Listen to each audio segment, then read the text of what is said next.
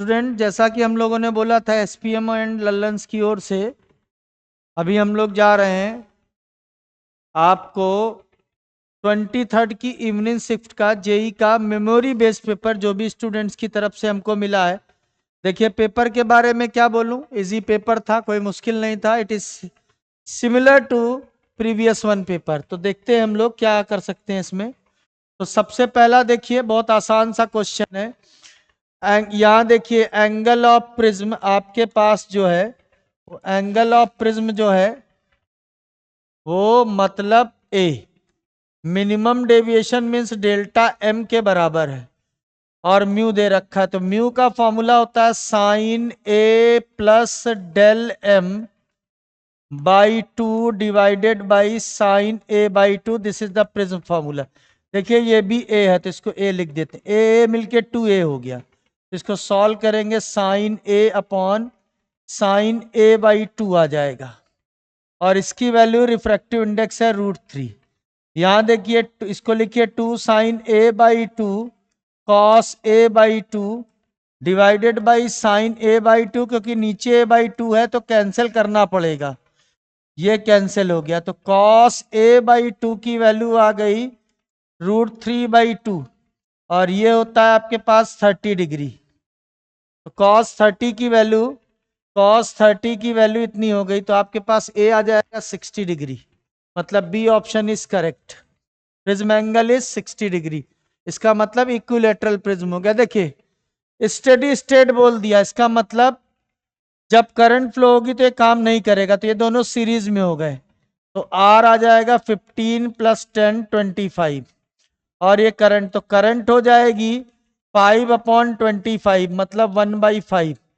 अब जो इसका पोटेंशियल होगा वो इसको चार्ज करेगा, तो इसका पोटेंशियल कितना होगा 10 × 1/5 मतलब 2 वोल्ट और 8 2 जा कर देंगे यहाँ 16 माइक्रोकूलम आंसर आ जाएगा। दिस इज द क्वेश्चन 2 का आंसर ये हो गया। ये आपके पास हो गया। देखिए, दोनों क्वेश्चन अगर आप अपने लिहाज से देखिए बहुत आसान क्वेश्चन है। तो थर्ड क्वेश्चन देखते हैं, थर्ड का आंसर। ठीक है, देखिए बहुत आसान सा क्वेश्चन है। ई नॉट इज इतना, स्पीड इतना। देखिए, ई नॉट अपॉन बी नॉट होता है सी के बराबर। ये 3 × 10⁸ है बच्चे, और ई नॉट है 9.3। तो इसको काट दिया जाए तो ये आ जाएगा 3.3 3 जा 9 और 3.1 × 10⁻⁻8 होना चाहिए answer. Answer D is correct. Electromagnetic waves का क्वेश्चन था। देखिए, यहाँ पोटेंशियल एनर्जी का फॉर्मूला पूछा गया है। ये अगर आप डाइपोल देखिए -7, डाइपोल नहीं है, चार्ज अलग अलग है लेकिन है डिसिमिलर चार्जेस का सिस्टम। तो ये हो गया +7 millicoulomb, this is -4 millicoulomb. पहली चीज तो निगेटिव एनर्जी आएगी, इसका मतलब ऑप्शन जो है वो आपके पास जो है, ऑप्शन अगर देखें तो आपके पास सी होना चाहिए। देखिए, यहाँ सॉल्व भी नहीं करना पड़ेगा, एक प्लस है। देखिए, यू होता है 1/4πε0 Q1 Q2 अपॉन आर। सब कुछ दे रखा, चाहे तो ये 14 होगा, 14 सेंटीमीटर जो भी दे रखा हो। तो आप इसको देखिए, पहली चीज तो Q1 प्लस है, Q2 माइनस है, तो माइनस में आएगी। माइनस में ऑप्शन एक ही है, तो मेरे ख्याल से यही ऑप्शन हो गया। वैसे इतना आसान होना नहीं चाहिए। देखिए, यहां आपके पास पूछा गया find the wavelength, work function मतलब फाई दे रखा है, और ये स्टॉपिंग पोटेंशियल मतलब EV0 means E × 4 electron volt हो गया स्टॉपिंग पोटेंशियल। आपको एनर्जी निकाल लीजिए, एनर्जी मिलेगी KE + पाई से, और KE क्या हो जाएगा 4EV0। फाई आपको 4.12 इलेक्ट्रॉन वोल्ट देख रखा है। एनर्जी आ जाएगी, एनर्जी को हम लोग 1242 electron volt divided by lambda कर देंगे नैनोमीटर में, तो आपको आंसर मिल जाएगा इसमें। ऑप्शन एक इज द करेक्ट। नेक्स्ट देखते हैं, ये आपके पास है match the following magnetic permeability means mu की डायमेंशन। B = μ0 या E/B से निकाल सकते हैं इसको। μ0 अपॉन I/2R से भी निकाला जा सकता है बी की मैग्नेटिक म्यू नॉट की डायमेंशन। देखिए मैग्नेटिक इंडक्शन मतलब बी, यहां भी निकाल के रख सकते हैं F इजिकल्स टू BIL से।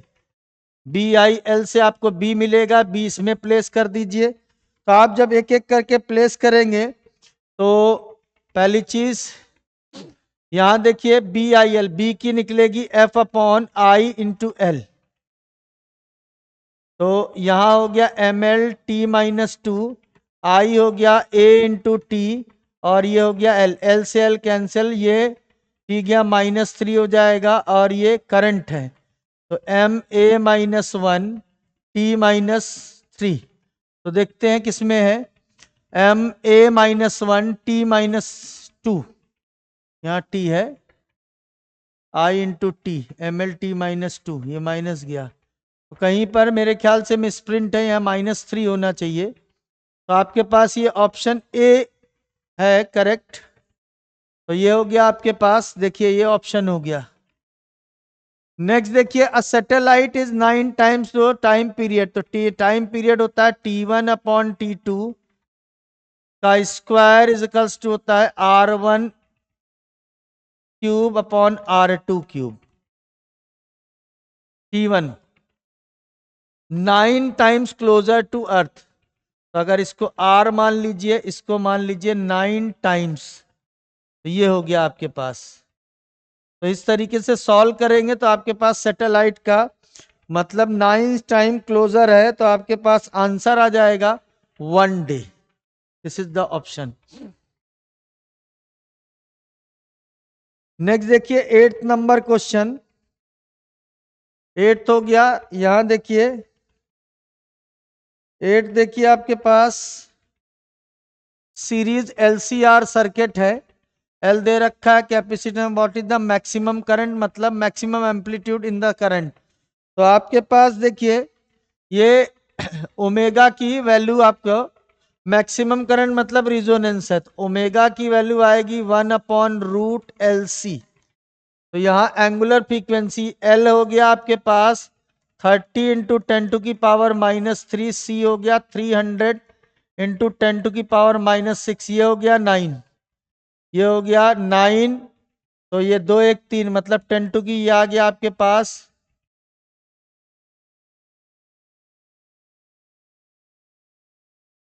1/√3 × 10⁻⁻6, ये जाएगा ऊपर 10⁵ हो जाएगा आपको। तो इसमें ऊपर लेके जाएंगे, सॉल्व करेंगे तो आपको आंसर मिल जाएगा डी।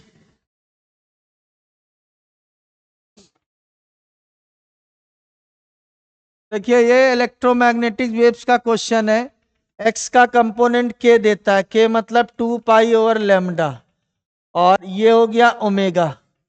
तो आपको अगर वेलोसिटी चाहिए तो ω/k लगा दीजिए, दैट इज 2π/λ इंटू के हो गया, सॉरी ओमेगा आपके पास है कितना 6000, ओमेगा इज 6000, के हो गया 2π, के की वैल्यू कितनी है, यहाँ 2π क्या लगाना है, यहाँ 2π डायरेक्ट के दे रखा है, तो वी विल यूज के 30 × 10⁻³ तो देखिए 0 से 0 कैंसिल, ये 200 आ गया, 200 × 10⁻³ तो 2 × 10⁵ सी ऑप्शन होना चाहिए। नेक्स्ट देखिए कॉनकेव मिरर है, मिरर को कहीं भी कुछ भी करिए, फोकल लेंथ इंडिपेंडेंट होती है मीडियम से, तो answer will be A, F हो गया। नेक्स्ट देखिए आपको वर्क डन निकालना है, तो how can we find out the work done. देखिए इसके अंदर work done is equals to हो जाएगा area under the graph, area under the graph. तो आपके पास ग्राफ का एरिया निकालेंगे तो ऑप्शन नंबर आपके पास जो है वो 3 सही हो जाएगा। एरिया निकालेंगे इसको यहां से और इसको एरिया यहां से निकालेंगे तो आंसर आ गया। तो आप देख सकते हैं। नेक्स्ट ये आपके पास हो गया 11th क्वेश्चन। नेक्स्ट देखते हैं। There is a horizontal tube of variable cross section having the fluid mechanics का क्वेश्चन है।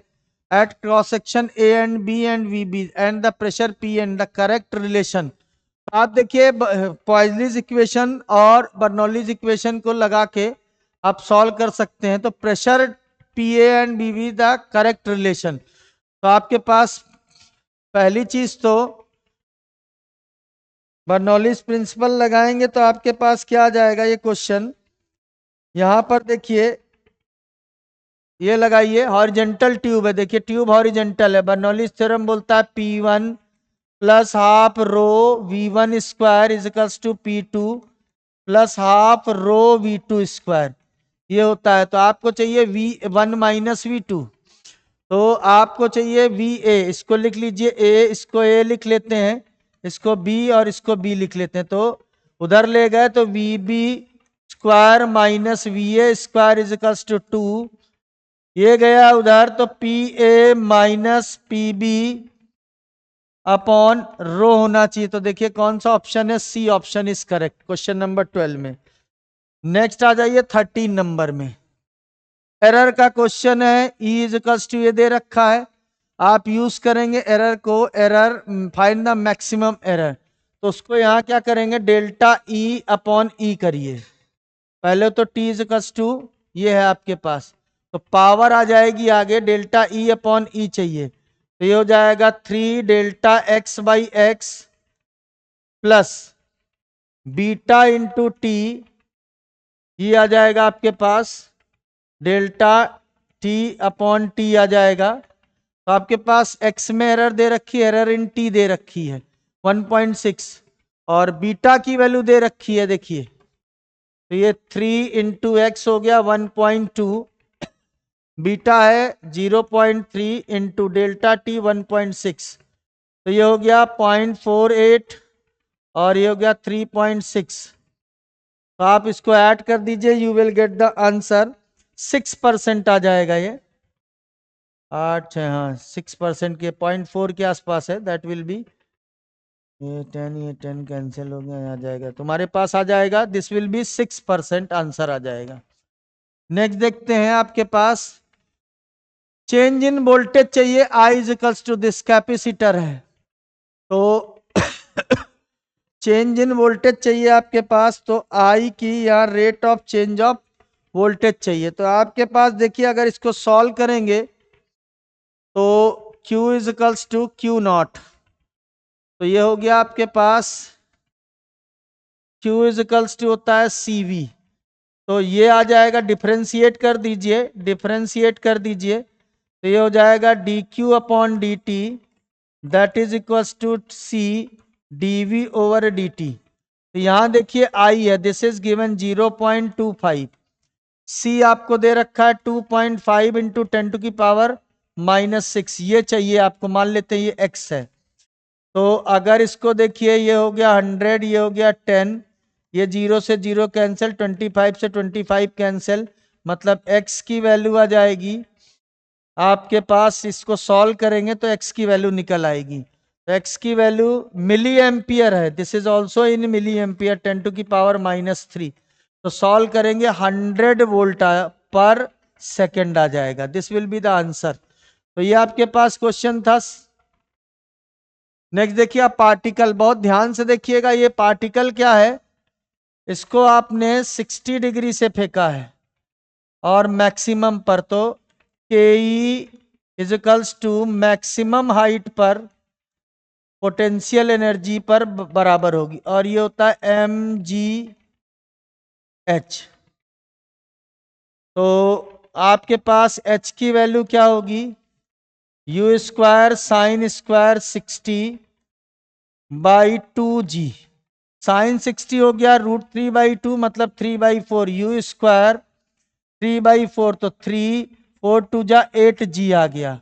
अभी देखिए कैनेटिक एनर्जी क्या हो जाएगी, h को लिखिए mg, h हो गया 3u स्क्वायर अपॉन 8g, यहां से 2 हटा लीजिए, half mu square, half mu square, ठीक है ये हो गया, और ये आ जाएगा आपके पास। तो देखिए आपके पास क्या हो जाएगा, इनिशियल कैनेटिक एनर्जी के ई नॉट दे रखी है, initial kinetic energy is given के ई नॉट, तो आप देख सकते हैं यहाँ 4 टाइम्स हो रहा है, तो यहाँ पर इसका आधा ये हो जाएगा ई नॉट, के ई नॉट, इसका हो जाएगा 4 टाइम्स। तो x की वैल्यू जो यहाँ देखिए 8 आ रहा है नीचे ऊपर, तो यहाँ पर आ जाएगा 4, x की वैल्यू आ जाएगी 4, x की वैल्यू आएगी आपके पास 4। मतलब h पुट करिए, सॉल्व करिए, यहाँ इनिशियल कैनेटिक एनर्जी निकाल लीजिए, वेलोसिटी क्या हो गई, कैनेटिक एनर्जी निकाल लीजिए initial, k times E not they रखी है, यहाँ k नहीं तो ये आ रहा है नीचे 4 आ रहा है क्योंकि हाफ चला गया, तो दिस इज द आंसर। तो आपने देखा ये क्वेश्चंस जो हैं, क्वेश्चंस बहुत ज़्यादा मुश्किल भी नहीं है और यह आप कह दीजिए बहुत ज़्यादा आसान भी नहीं है अगर देखा जाए 22 और 23 के एनालिसिस से। तो मेरे ख्याल से फिजिक्स में आसानी से 15 से 20 क्वेश्चन किए जा सकते थे, मतलब इतना भी मुश्किल नहीं था पेपर। अगर आप you are normal average student तो you can solve up to the 15 to 20 questions. तो हम लोगों का वीडियो आप आसानी से देखते रहिए, तो आपको जो है बहुत सारी मदद मिलेगी। थैंक यू बच्चों एंड बेस्ट ऑफ लक।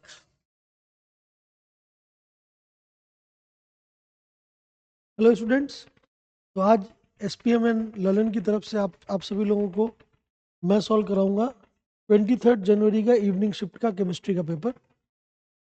मेरा नाम हृदयेश है और मैं केमिस्ट्री का फैकल्टी हूँ। 20 साल से मैं यही काम कर रहा हूँ और आईआईटी गुवाहाटी से मैं पास आउट हूँ। चलिए स्टार्ट करते हैं पेपर। तो 23 जनवरी का इवनिंग शिफ्ट है। मॉर्निंग शिफ्ट वाला पेपर हम लोग पहले ही सॉल्व कर चुके हैं। चलिए तो इवनिंग शिफ्ट वाले पेपर के ऊपर फोकस करते हैं, देखते हैं कि ये कितना आसान है और कितना टफ है। तो सबसे पहला जो मतलब क्वेश्चन है, क्लियरली ये क्वेश्चन एकदम थ्योरी बेस्ड है, बायोमोलिक्यूल का सवाल है। अगर आप बायोमोलिक्यूल टॉपिक को देखते हैं तो क्लियरली आपको समझ में आता है कि दो टॉपिक तो काफ़ी इंपॉर्टेंट होते हैं, एक तो कार्बोहाइड्रेट और दूसरा प्रोटीन्स, और ये प्रोटीन के ऊपर सवाल है। तो alpha helix and beta sheeted protein structure belongs to which category of structure is explain by. तो ऑफकोर्स आप जानते हैं कि alpha helix and sheeted protein जो है वो ऑफकोर्स कौन सा होता है, secondary.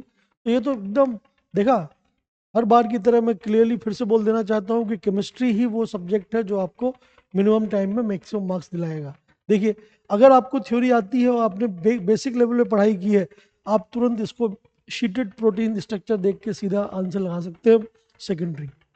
That means with in second आपको 4 मार्क्स मिल जाएंगे।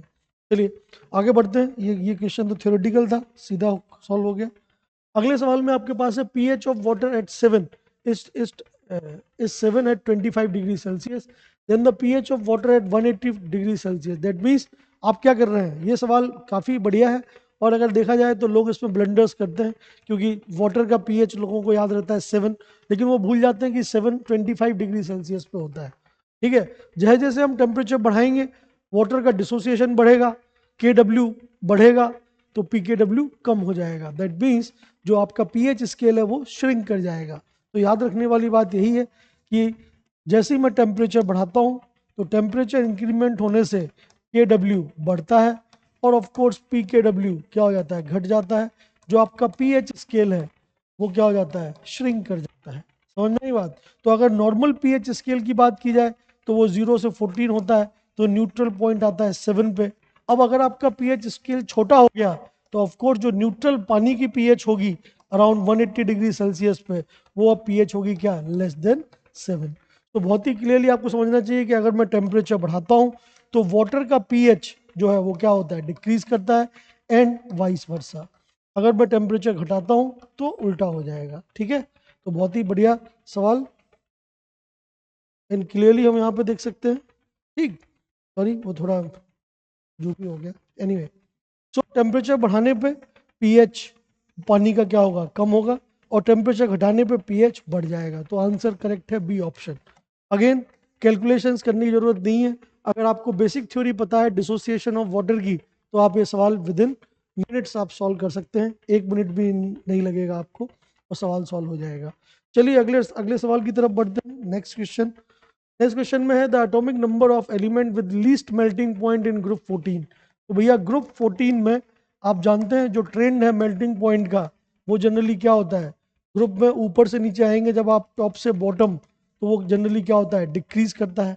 That means melting point decreases on moving from what, top to bottom.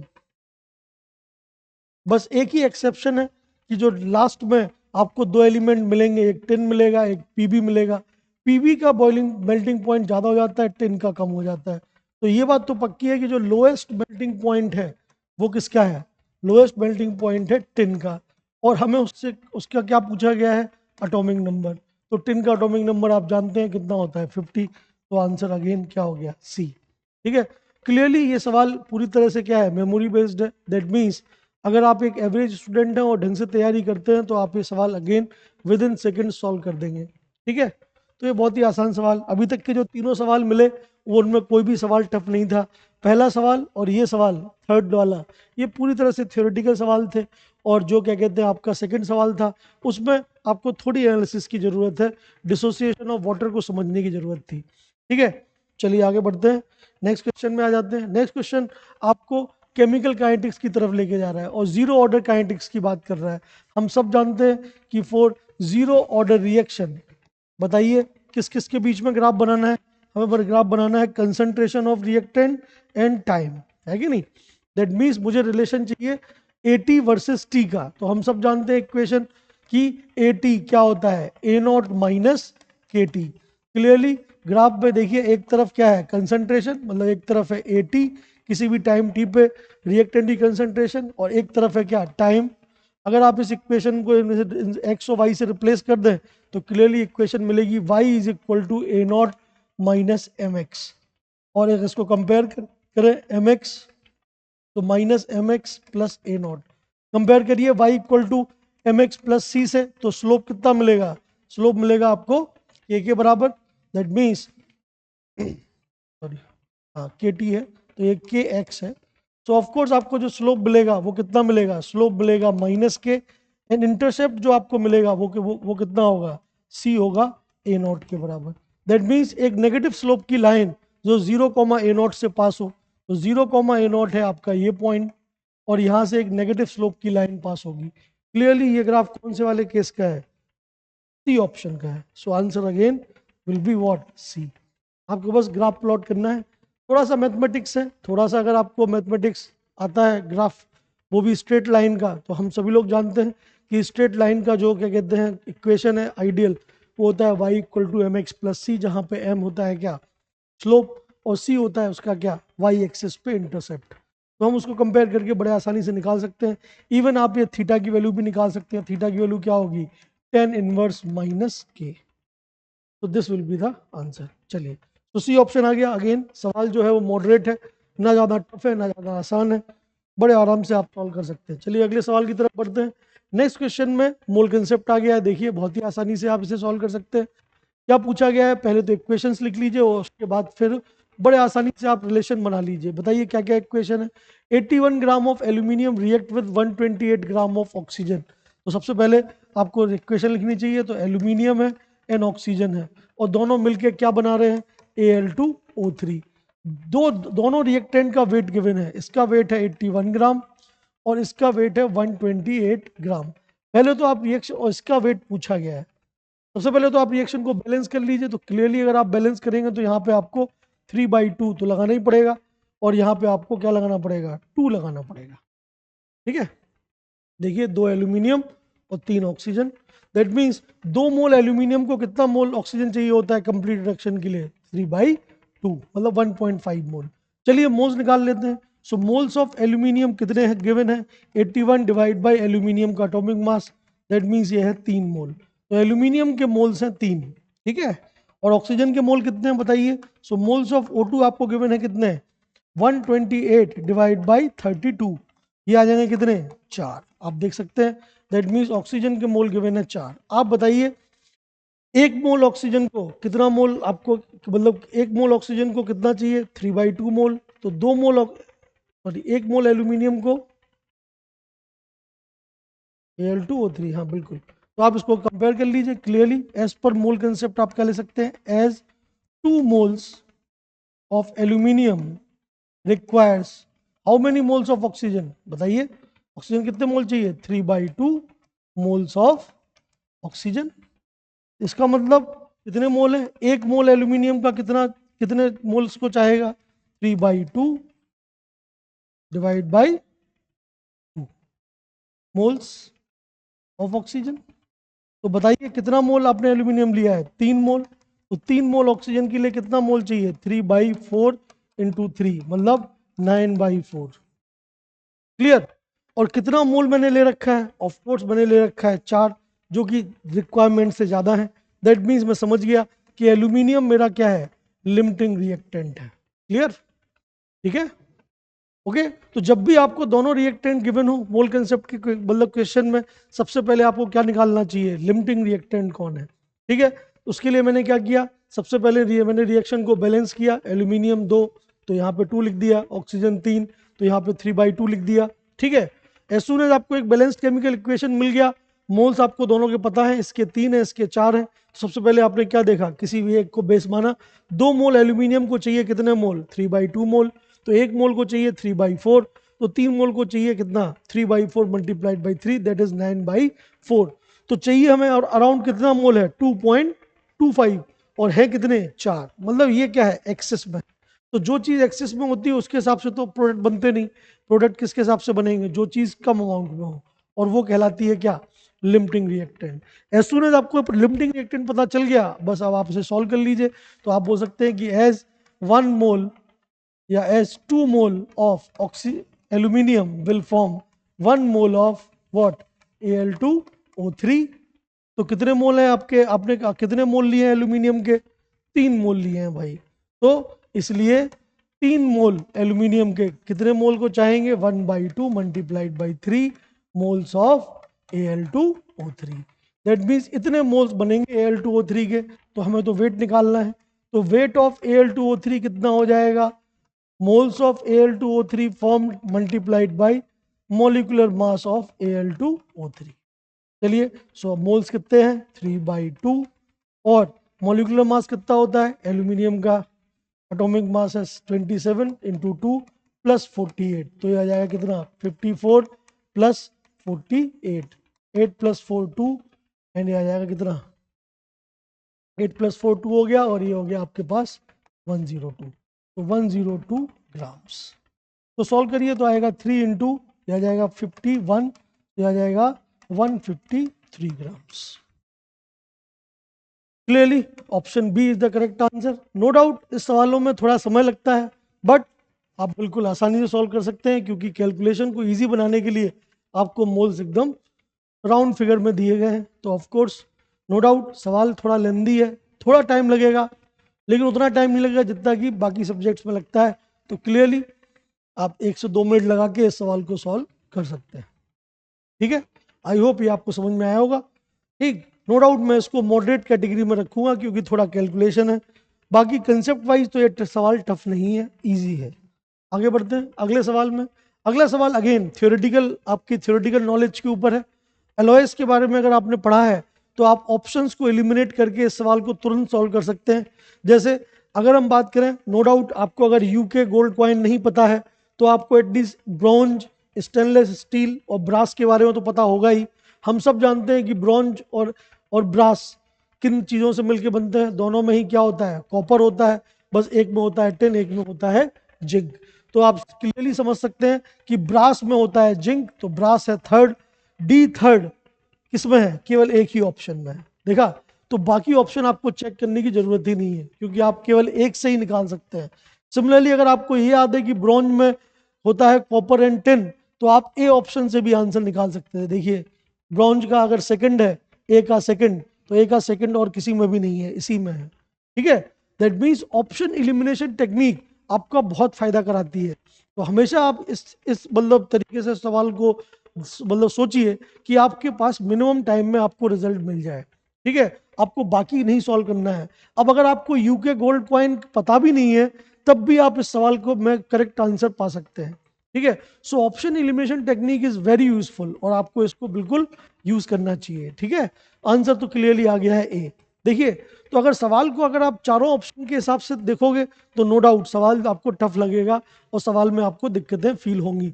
But अगर आप ऑप्शन एलिमिनेशन टेक्निक लगाते हैं तो देखिए ए ऑप्शन से भी आंसर आ जाएगा, डी से भी आंसर आ जाएगा। ठीक है, बाकी तो फिर आप आंसर मैच कर ही सकते हैं, क्योंकि यही एकमात्र ऑप्शन है। ठीक, तो बस इसको आप मैच कर लीजिएगा, वेरी सिंपल। ओके, चलिए अगला केस देखते हैं। अगले सवाल में आपके पास है, by using relation delta G is equal to delta H minus T into delta S, which of the following is incorrect for spontaneous reaction at a given temperature. आप बताइए स्पॉन्टेनिटी के लिए क्या कंडीशन है। तो आप सब जानते हैं कि स्पॉन्टेनिटी के लिए डेल्टा जी क्या होना चाहिए, नेगेटिव। और डेल्टा जी कैसे डिफाइंड है किसी भी रिएक्शन के लिए, delta H minus T into delta S. ठीक है, अब बताइए अगर मुझे स्पॉन्टेनियस होना है तो डेल्टा जी क्या आना चाहिए, नेगेटिव। लेकिन ये क्या बोल रहे हैं, हमें करेक्ट नहीं बताना है, हमें बताना है इनकरेक्ट। ठीक, अब इनकरेक्ट कैसे बताएंगे आप, उसके लिए डेल्टा जी क्या होना चाहिए, पॉजिटिव। पॉजिटिव कब होगा किसी भी टेम्परेचर पे, जब ये हो पॉजिटिव और ये हो नेगेटिव। क्योंकि अगर ये पॉजिटिव हो गया तो ये पॉजिटिव आएगा, और अगर डेल्टा एस नेगेटिव हो गया तो नेगेटिव इंटू नेगेटिव भी पॉजिटिव होगा। टेम्परेचर तो हमेशा पॉजिटिव ही होता है। दैट मीन्स तुम उस कंडीशन में कभी भी रिएक्शन स्पॉन्टेनियस नहीं होगी। दैट मीन्स जो केस है वो ये है जहां पे डेल्टा एच क्या हो, पॉजिटिव, और डेल्टा एस क्या हो, नेगेटिव। आंसर है बी। तो भाई सिंपल एनालिसिस, अगेन ये सवाल बहुत ही आसानी से विद इन सेकेंड्स आप सॉल्व कर सकते हैं, देख लीजिए। ठीक है, तो थर्मोडायनेमिक्स का एक सिंपल सा कंसेप्ट है, ये कंसेप्ट हर शिफ्ट में आ रहा है। मैंने अभी आपको तो मतलब थोड़ी देर पहले मॉर्निंग शिफ्ट का भी पेपर कराया था, उसमें भी डेल्टा जी के ऊपर सवाल था। तो आपको समझ में आना चाहिए कि ये जो टॉपिक है थर्मोडायनेमिक्स का, गिब्स फ्री एनर्जी वाला, ये टॉपिक काफ़ी इंपॉर्टेंट है एग्जाम पॉइंट ऑफ व्यू से। और मैं एक्सपेक्ट करता हूँ कि अगले शिफ्ट्स में भी इसके ऊपर सवाल बिल्कुल पूछा जाएगा। ठीक है, तो आप इसके बारे में जरूर पढ़ के जाइए अगर आपका एग्जाम अगली शिफ्ट्स में है। चलिए आगे बढ़ते हैं, अगले क्वेश्चन की तरफ बढ़ते हैं। स्टेटमेंट बेस्ड क्वेश्चन आ गया है, चलिए देखते हैं। तो इसमें क्या है, पहला statement, for a particular shell maximum number of orbital is n square. बिल्कुल सही बात है। अगर आप कैलकुलेट करके देखें तो आप जानते हैं ऑर्बिट नंबर, अगर आपके पास ऑर्बिट नंबर है या शेल नंबर है और ऑर्बिटल्स की बात की जाए तो आप क्लियरली जानते हैं कि मैक्सिमम नंबर ऑफ ऑर्बिटल्स जो होते हैं वो किसके बराबर होते हैं, एन स्क्वायर के बराबर होते हैं। वन ऑर्बिट में क्या होता है, 1s। ठीक, सेकंड वाले में क्या होता है, सेकंड वाले में आप ऑर्बिटल निकालेंगे तो कितने निकलेंगे, सेकंड वाले में निकलेंगे आपके पास एक तो 2s और एक 2p। तो टोटल ऑर्बिट कितने हो गए, ऑर्बिटल कितने हो गए, 4। 1s वाले में कितने निकलेंगे, एक। तो ऑफकोर्स 1 स्क्वायर, ये हो गया 2 स्क्वायर। सिमिलरली आगे बढ़ते जाइए, थर्ड वाले में कितने निकलेंगे, 3s। 3s में एक, 3p, 3p में कितने, 3, और 3d, 3d में कितने, 5। 5 प्लस 3 प्लस 8 कितना है, 9, मतलब 3 स्क्वायर। तो पहला स्टेटमेंट तो एकदम सही है। ठीक है, ये तो इवन क्लास नोट्स में लिखवाया भी गया है आपको। ठीक है, कि एन की टर्म्स में हम अलग अलग चीजें, नंबर ऑफ इलेक्ट्रॉन और ऑर्बिटल्स कैसे निकाल सकते हैं। अगला स्टेटमेंट क्या है, for D subshell the number of orientation. Orientation कौन बताता है, अलग अलग क्वांटम नंबर से आपके पास ओरिएंटेशन बताता है कौन, एम, मैग्नेटिक क्वांटम नंबर। और मैग्नेटिक क्वांटम नंबर आपके डी ब्लॉक को कैसे करेगा, ऐसे माइनस एल से लेके प्लस एल तक बीच में होगा 0। जैसे अगर डी है तो डी के लिए एल की वैल्यू कितनी होती है, एल की वैल्यू होती है 2। तो आपके लिए डी के लिए आ जाएगा -2, -1, 0, +1 एंड +2। तो बिल्कुल ये वाली बात भी एकदम सही है। ठीक है, और दोनों स्टेटमेंट सही है तो ये भी सही है। दैट मीन्स आंसर आ जाएगा आपका क्या, ए ऑप्शन। ठीक है, तो बड़े आराम से आपको पता चल गया है ए ऑप्शन। अगेन जो क्वेश्चन है वो क्या है, थ्योरेटिकल है और बड़े आसानी से आप इसे सॉल्व कर सकते हैं। ठीक है, चलिए नेक्स्ट की तरफ बढ़ते हैं। देखिए अगेन अगर मैं आपसे कुछ इंपॉर्टेंट रिएक्शंस की बात करूं तो हर शिफ्ट में मैं देख रहा हूं, हर शिफ्ट में ओजोनलिसिस के ऊपर सवाल आया है। तो ओजोनलिसिस एक बहुत ही इंपॉर्टेंट टॉपिक बन जाता है जो कि अगली शिफ्ट में भी आने के चांसेस हैं। तो क्लियरली आपको याद रखना चाहिए ओजोनलिसिस 2 टाइप का होता है, ऑक्सीडेटिव एंड रिएक्टिव। जब जिंक हम लेते हैं तब एल्डिहाइड स्टेज पे रिएक्शन रुक जाती है, और जब हम जिंक नहीं लेते हैं तब बनता है कार्बोक्सिलिक एसिड्स। चलिए देखते हैं। तो सिंपल सी टेक्निक है, क्या है ये, स्ट्रॉन्ग ऑक्सीडेशन। स्ट्रॉन्ग ऑक्सीडेशन के लिए क्या करेंगे आप, सॉल्यूशन टेक्निक लगाइए। सॉल्यूशन टेक्निक क्या होती है, काटो छांटो और बनाओ। दैट मीन्स डबल बॉन्ड जो है, जो भी आपका पाई बॉन्ड है उसको आप पूरी तरह से ब्रेक कर दीजिए और डबल बॉन्ड हो लगा दीजिए। बताइए क्या बनने वाला है, इसको करने से आपको मिलेगा यहाँ डबल बॉन्ड हो, यहाँ डबल बॉन्ड हो और यहाँ डबल बॉन्ड हो के साथ H, और यहाँ मिल जाएगा यहाँ डबल बॉन्डों के साथ H। क्लियरली जिंक मैंने लिया है तो फर्दर ऑक्सीडेशन होगा नहीं। दैट मीन्स यही आपका आंसर है। चेक कर लीजिए क्या यहाँ पे आपका आंसर मिल रहा है विद सेम रिजल्ट। देखिए ये डबल बॉन्ड हो, ये CH हो, ठीक, ऊपर डबल बॉन्ड हो और एक कार्बन के बाद CH हो, ए ऑप्शन, इसका आंसर है A। तो बहुत ही सिंपल सी सॉल्यूशन टेक्निक लगा के आप आंसर को निकाल सकते हैं। ठीक है, क्लियर, एकदम सिंपल है। सॉल्यूशन टेक्निक क्या होती है, जो भी पाई बॉन्ड है उसको आप ब्रेक कर दीजिए, ब्रेक करके ऑक्सीजन लगा दीजिए और चेक कर लीजिए कि भाई वो कंपाउंड क्या है। अगर कंप्लीट ऑक्सीडेशन होना है तो एल्डिहाइड को कार्बोक्सिलिक एसिड बना दीजिए, अगर कंप्लीट ऑक्सीडेशन नहीं होना है तो भाई फिर उसी हिसाब से आप एल्डिहाइड और कीटोन पे रुक जाइए, जैसे हम यहाँ पे रुक गए। ठीक है, चलिए ओजोलिसिस के बाद आगे बढ़ते हैं। अगला सवाल है, the total number of isomers possible aldehyde and ketone for C4H8O। तो आपके पास 4 कार्बन है, 8 हाइड्रोजन है और 1 ऑक्सीजन है। ठीक है, इसमें आपको काम करना है, 1 मिनट,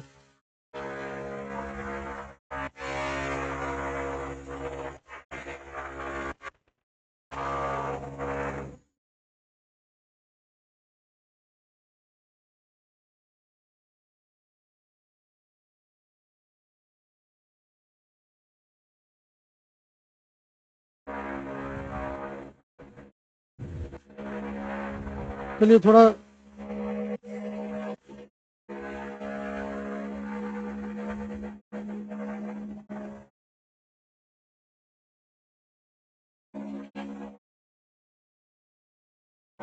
दो मिनट वेट करते हैं, अभी थोड़ा शोर हो रहा है। चलिए, तो आई थिंक अभी शोर खत्म हो गया, तो अभी कंटिन्यू करते हैं। चलिए, सवाल है आपके पास, the total number of isomers possible, aldehyde भी और कीटोन भी दोनों आपको जोड़ने हैं, किसके लिए, C4H8O, मतलब 4 कार्बन का एल्डिहाइड और 4 कार्बन का कीटोन कितने पॉसिबल हैं ये बनाना है। देखिए 4 कार्बन का एल्डिहाइड ये हो सकता है एक, दूसरा 4 कार्बन का एल्डिहाइड ये हो सकता है 2, और 4 कार्बन का कीटोन तो भैया यही हो सकता है 3। ठीक, इसके अलावा और कोई एल्डिहाइड या कीटोन आपको देखने को नहीं मिलेगा। दैट मीन्स बहुत ही क्लियरली आपका आंसर है ए, दैट मीन्स थर्ड। देखिए कितना आसान सवाल, बस आपको थोड़ा सा बना के देखना है। आप 10-15 सेकंड लेंगे, आपको आंसर एकदम क्लियर है। ठीक है, कोई आपसे आइसोमर्स मतलब टोटल नंबर ऑफ आइसोमर पूछ रहा है एल्डिहाइड एंड कीटोन वाले, आंसर है 3। ठीक है, और कोई रिप्रेजेंटेशन है नहीं, आप क्लियरली देख सकते हैं, कोई दिक्कत इसमें है नहीं। ठीक है, चलिए आगे बढ़ते हैं। अगले सवाल में आपके पास आ गया एक ऑर्गेनिक केमिस्ट्री की रिएक्शन, खासकर आपके पास अरोमेटिक कंपाउंड है। बताइए ये कौन सी मतलब स्टेप है। आपने NaOH चलाया, नो डाउट ये क्लोरीन जो है वो क्या है, पार्शियली डबल बॉन्डेड, क्योंकि वो रेजोनेंस में है। लेकिन आपने NaOH चलाया high temperature and high pressure पे, तो सेम एज डाउज इन रेसिंग प्रोसेस, सबसे पहले तो क्या बनने वाला है, क्लोरीन का रिप्लेसमेंट होगा किससे, OH माइनस से, और ये रिप्लेस होके क्या बनाएगा, ये बनाएगा OH। तो ये तो आपका आंसर है ए। ठीक है, प्रोटोनेशन बाद में कर दिया गया है H+NH2, एंड फाइनली ए के बाद जैसे ही आप क्या कहते हैं इसका फर्दर ऑक्सीडेशन कराएंगे K2Cr2O7 H+ हीट के साथ, आपको याद होना चाहिए K2Cr2O7 एक स्ट्रॉन्ग ऑक्सीडाइज एजेंट है जो क्या बनाता है, कौन सी फैमिली कंपाउंड बनाता है, क्यूनॉन्स, और यहाँ पे क्या बन जाएगा, यहाँ पे बेंजीन का क्यूनॉन बन जाएगा। तो वो होगा ऐसा, और ये है आपका बी।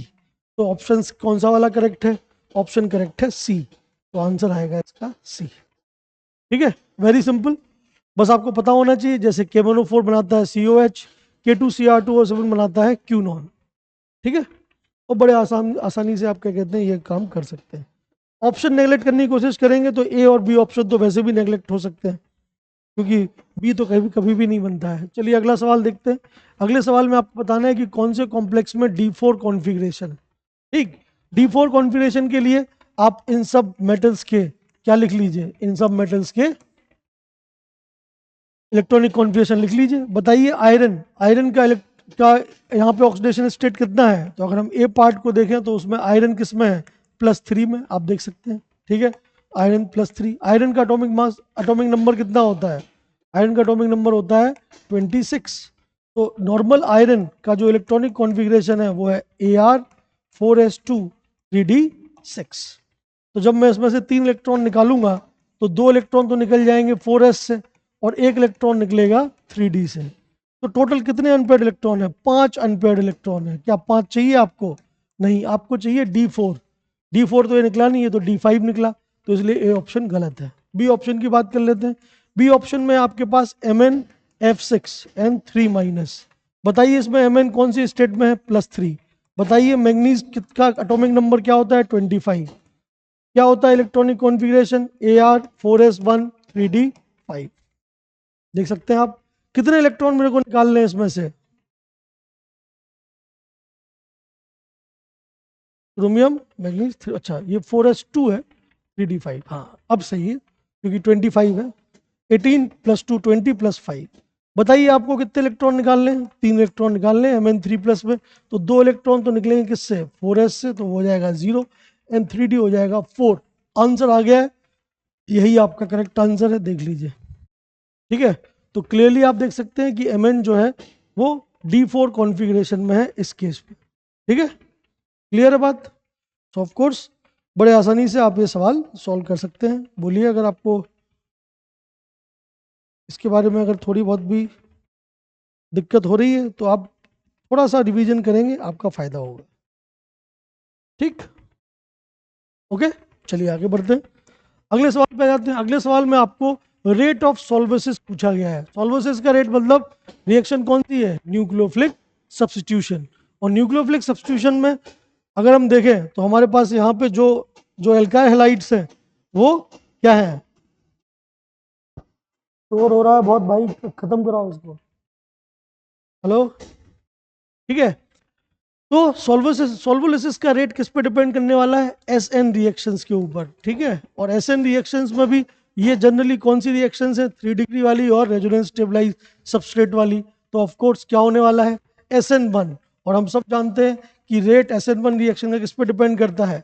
स्टेबिलिटी ऑफ कार्बोकेटाइन, मतलब C+ फॉर्म। तो आप सारे प्लस बना के देख लीजिए, जहां जहां पे Br है, जहां जहां से Br निकल सकता है बना के देख लीजिए।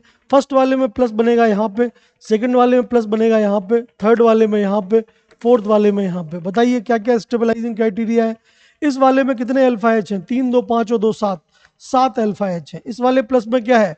इस वाले प्लस में तो रेजोनेंस स्टेबलाइजेशन है, ठीक, और उसके बाद अल्फा एच भी है। जबकि इस वाले प्लस में क्या है? डबल रेजोनेंस स्टेबलाइजेशन है, दोनों रिंग से इलेक्ट्रॉन आ सकते हैं। और इस वाली रिंग में कितने अल्फा एच हैं? एक यहाँ पे और 2 यहाँ पे, मतलब 3 अल्फा एच है। क्लियरली आप देख सकते हैं सबसे पहले प्रायोरिटी किसको होगी? रेजोनेंस स्टेबलाइज्ड को। उसके बाद किसको होगी? नंबर ऑफ अल्फा एच को। तो बताइए सबसे ज्यादा रेजोनेंस किसमें है? इसमें, तो ये होगा नंबर 1। फिर किसमें है? इसमें, तो ये होगा नंबर 2। फिर अल्फा एच सबसे ज्यादा किसमें है? इसमें, this will be number 3 and this will be number 4। कौन सा ऑप्शन करेक्ट आ रहा है? A. So A option will be your correct answer. Very simple question, जो कि किसके ऊपर बेस्ड है? स्टेबिलिटी ऑफ कार्बोकेटाइन के ऊपर। ठीक है, तो बस जब भी आपको ऐसे सवाल मिले आप चेक कर लीजिए कि रिएक्शन SN1 है या SN2 है।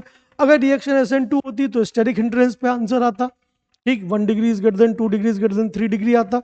लेकिन यहाँ पे रिएक्शन जो है as per the given substrate, reaction SN1 हमें देखनी पड़ेगी, और SN1 की रेट जो है वो कार्बोकेटाइन की स्टेबिलिटी पे डिपेंड करता है। तो हमने Br हटा के सारे कार्बोकेटाइन्स बना लिए, उनकी स्टेबिलिटी का ऑर्डर लिखा, ऑर्डर सीधा आ गया है। चलिए अगला सवाल देखते हैं। नेक्स्ट सवाल में आपके पास E0 की वैल्यूज हैं अलग अलग हाफ शेल्स की। कुछ देखिए वैल्यूज पॉजिटिव हैं और कुछ वैल्यूज क्या है? नेगेटिव है। ठीक है, हम सब जानते हैं कि सेल का पोटेंशियल किस पे डिपेंड करता है? डिपेंड करता है E0। सेल के पोटेंशियल का फॉर्मूला लिख दीजिए। तो 2 लोग हैं, एक तो कैथोड इलेक्ट्रॉन लेता है, सो E0 reduction of cathode minus E0 reduction of anode. ठीक, बताइए अगर मुझे सेल की मतलब पोटेंशियल की मैक्सिमम वैल्यू चाहिए तो रिडक्शन वाली हाफ सेल का रिडक्शन पोटेंशियल क्या होना चाहिए? मैक्सिमम, मतलब पॉजिटिव में। और रिडक्शन वाली एनोड पे, मतलब एनोड का जो रिडक्शन पोटेंशियल होना चाहिए वो क्या होना चाहिए? मिनिमम, मतलब नेगेटिव के साथ मैक्सिमम।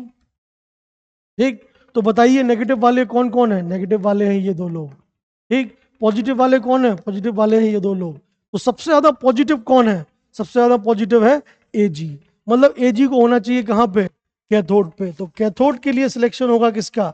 Ag इलेक्ट्रोड का, Ag plus by Ag। Anode के लिए सिलेक्ट करते हैं, एनोड को क्या का रिडक्शन पोटेंशियल क्या होना चाहिए? सबसे ज्यादा नेगेटिव, बताइए कौन कौन है? एक है -0.76, एक है -2.36। ज़्यादा नेगेटिव कौन है? ये ज़्यादा अच्छी मेटल ये है, ये जल्दी मतलब ऑक्सीडाइज होगी, तो ऑफ कोर्स यहाँ पे हमें क्या लेना पड़ेगा? Mg2+ so this will be the cell जो कि आपको मैक्सिमम वैल्यू देगा। ठीक, अगर आप इसका मतलब सेल का पोटेंशियल निकालेंगे तो कितना निकल के आएगा? वो निकल के आएगा Ag का 0.8 माइनस ऑफ 2.36, मतलब ये आ जाएगा कितना?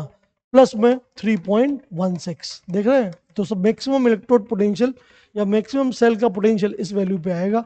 ठीक, और अगर इलेक्ट्रोड पोटेंशियल मैक्सिमम है तो डेल्टा जी क्या है? डेल्टा जी क्या होगा? नेगेटिव वैल्यू मैक्सिमम, क्योंकि वो होता है कितना? E cell. तो अगर ये मैक्सिमम है तो डेल्टा जी नेगेटिव में मैक्सिमम है। क्लियर?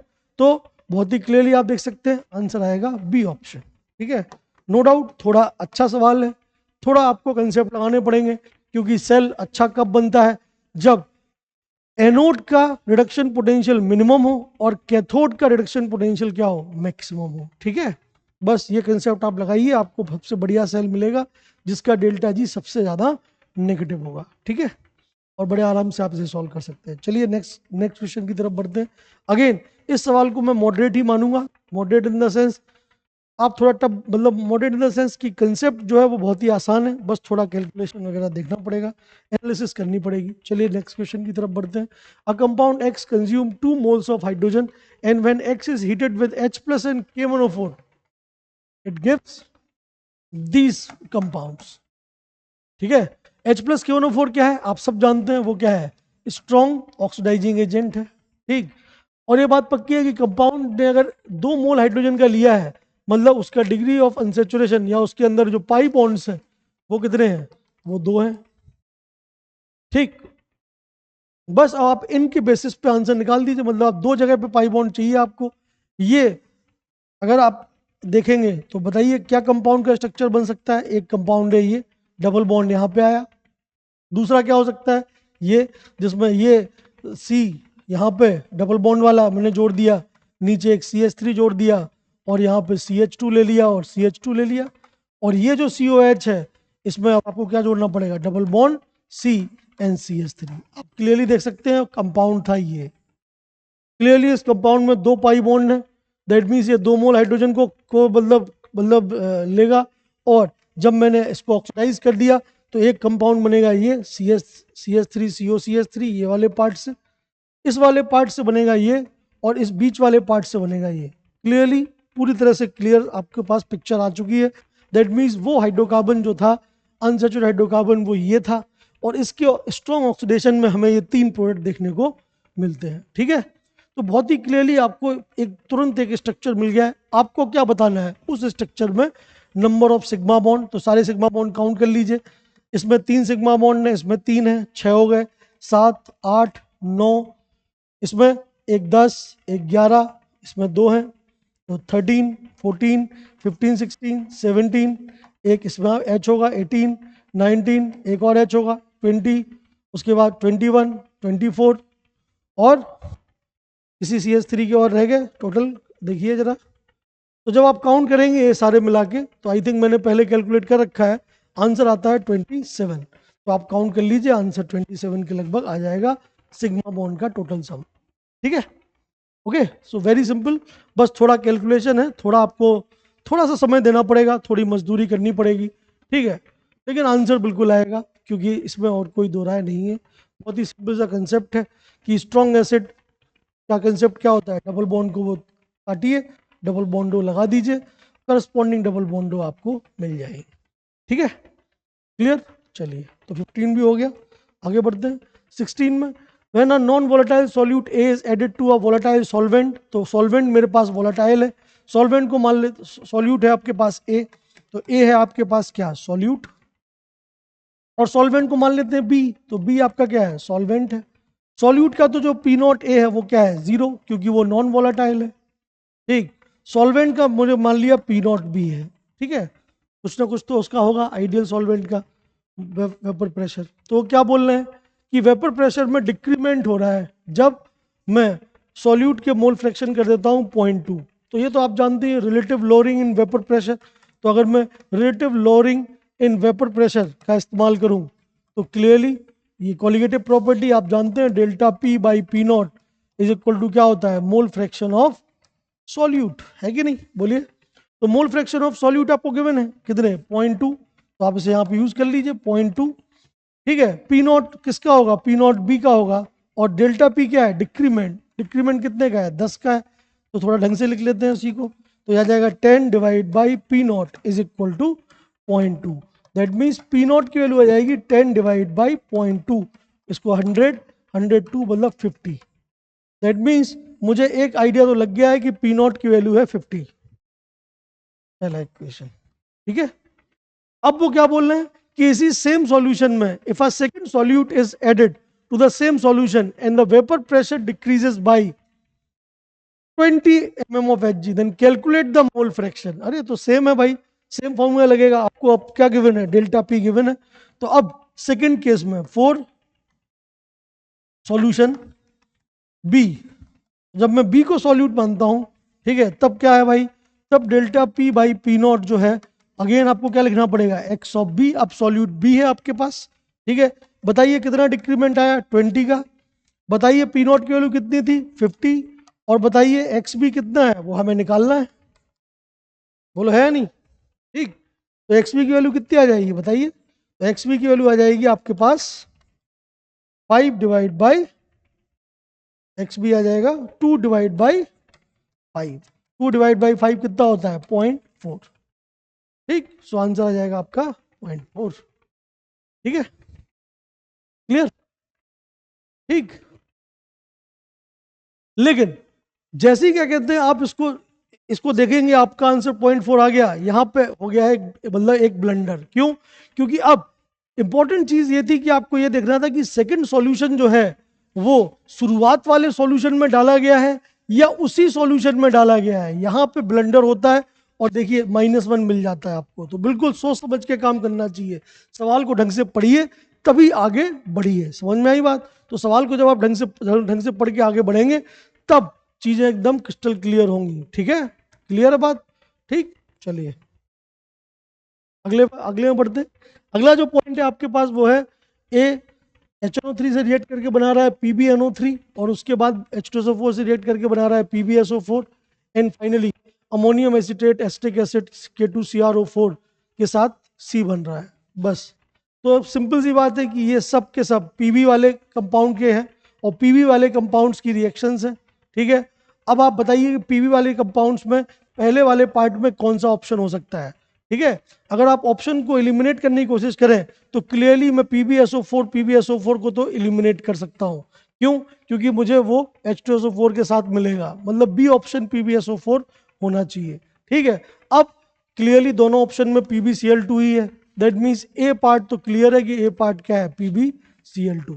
PbCl2 के ऊपर आप HNO3 चलाते हैं, ये बनता है, बिल्कुल सही बात है।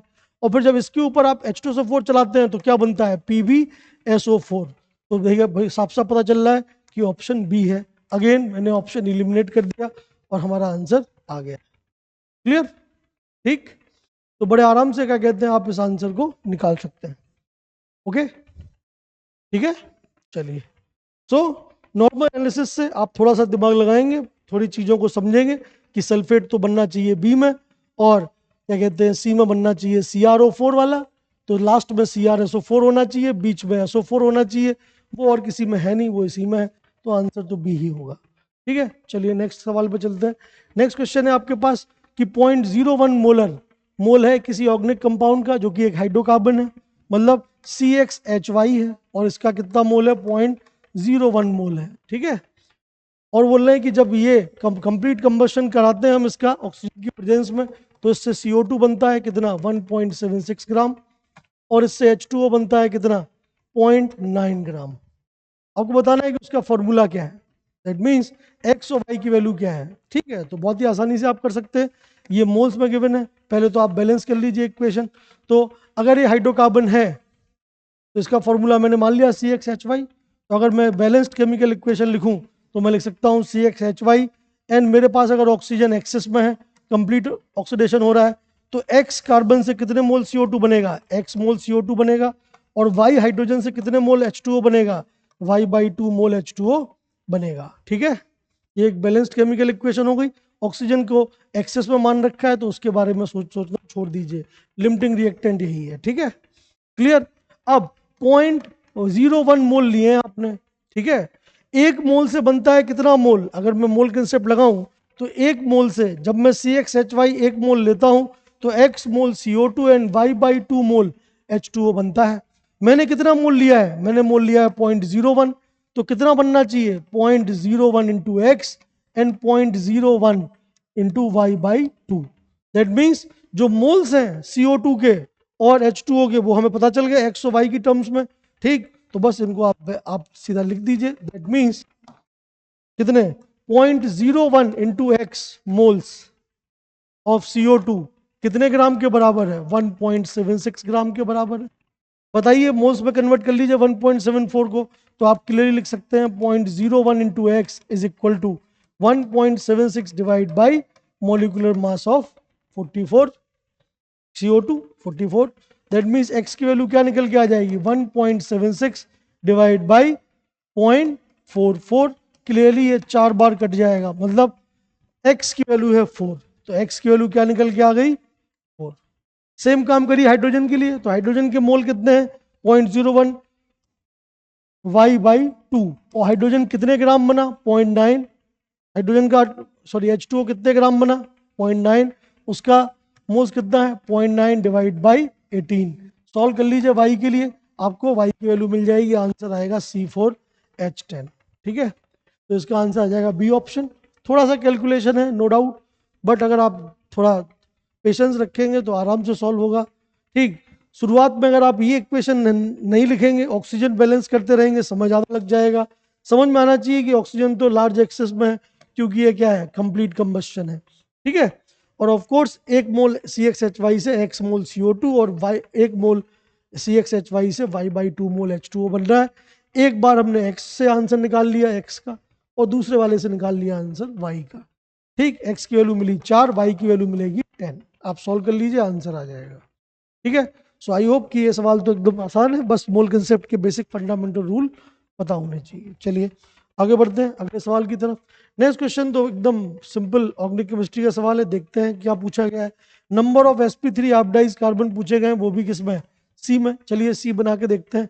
सबसे पहले तो आपने क्या चला है, ये कौन सी रिएक्शन है? अगेन मैं आपसे बोल देना चाहता हूँ कि ये रिएक्शन भी बहुत ज़्यादा पॉपुलर है, शिफ्ट 1 में भी आया था, मॉर्निंग वाली शिफ्ट में यहाँ भी आया है। क्या नाम है? डायजोटाइजेशन। थोड़ा पढ़िए इसको, ठीक है, याद रखिए जिन लोगों के एग्जाम नहीं हुए हैं नेक्स्ट एग्जाम के लिए। तो बताइए डायोटाइजेशन में क्या होता है? एनिलीन से बन जाता है बेंजीन डाइजोनियम क्लोराइड। तो क्या बन जाएगा? आपका बन जाएगा NH2 की जगह पे आ जाएगा N2 प्लस Cl माइनस, और ये आ जाएगा आपका OCH2 CH3। ठीक है, मीडियम ले रखा है आपने बेसिक, तो ऑफ कोर्स बेसिक मीडियम में ईथर का क्लीवेज तो होता नहीं, तो वो जैसा है वैसे ही रहने वाला है। बस अब क्या होने वाला है? अब इस फिनॉल की का अटैक होगा इस प्लस के ऊपर, मतलब कौन सी रिएक्शन होने वाली है? Aromatic electrophilic substitution. और इस रिएक्शन का नाम क्या है? अगर इलेक्ट्रॉन डोनेटिंग ग्रुप लगे हैं, जो कि यहाँ पे लगे हैं, प्लस M ग्रुप लगा हुआ है, तो कौन सी रिएक्शन होगी? कपलिंग। तो कपलिंग रिएक्शन का एग्जाम्पल है, और कपलिंग रिएक्शन के थ्रू ये काम होगा। तो बताइए आंसर क्या बनने वाले हैं? OH के ऑर्थो पे और OH के पैरा पोजीशन पे क्या जुड़ने वाला है? जुड़ेगा, लेकिन OH के ऑर्थो पोजीशन पे जुड़ेगा क्या? N2 प्लस Cl माइनस, और पैरा पोजीशन पे भी क्या जुड़ेगा? N2 plus N Cl minus. तो पहले जोड़ लीजिए, तो अगर मैंने पैरा पोजीशन पे जोड़ा तो मिलेगा N double bond N, N एक बेंजीन, और इसके पैरा पोजीशन पे CH2 CH3। तो या तो ये आंसर बनेगा, या फिर आंसर क्या बनेगा? OH के ऑर्थो पोजीशन पे N double bond N, and again PH and O CH2 CH3। तो ये आंसर बनेगा बी। बी के बाद अगला सवाल क्या कर रहे हैं आप?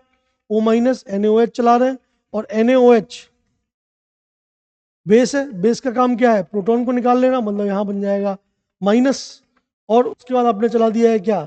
CH3 CH2 Br। तो ये वाला माइनस जो है, यहाँ पर जो माइनस बनेगा वो अटैक करेगा किसके ऊपर? CH3 CH2 Br के ऊपर, Br को निकाल देगा, मतलब इस जगह पे भी क्या आ जाएगा? OCH2 CH3। मतलब चाहे ऑर्थो वाला बने चाहे पैरा वाला बने। ये बात तो पक्की है कि एक तो है OCH2CH3 यहाँ पे, और दूसरा होगा N डबल बॉन्ड N के साथ एक और बेंजीन और OCH2CH3 यहाँ पे। तो ये बनेगा या तो ऑर्थो पे या पैरा पे, ठीक है। बट ये काम तो होगा। बताइए कितने कार्बन sp3 ऑक्साइड्स हैं? 1 2 3 4, 4 कार्बन sp3 ऑक्साइड्स हैं, बाकी सारे sp2 ऑक्साइड्स हैं रिंग में। तो ऑफ कोर्स आंसर आएगा इसका 4, ठीक है। तो ये बिल्कुल कपलिंग रिएक्शन भी इसमें आ गई है, डायोटाइजेशन और कपलिंग, ठीक।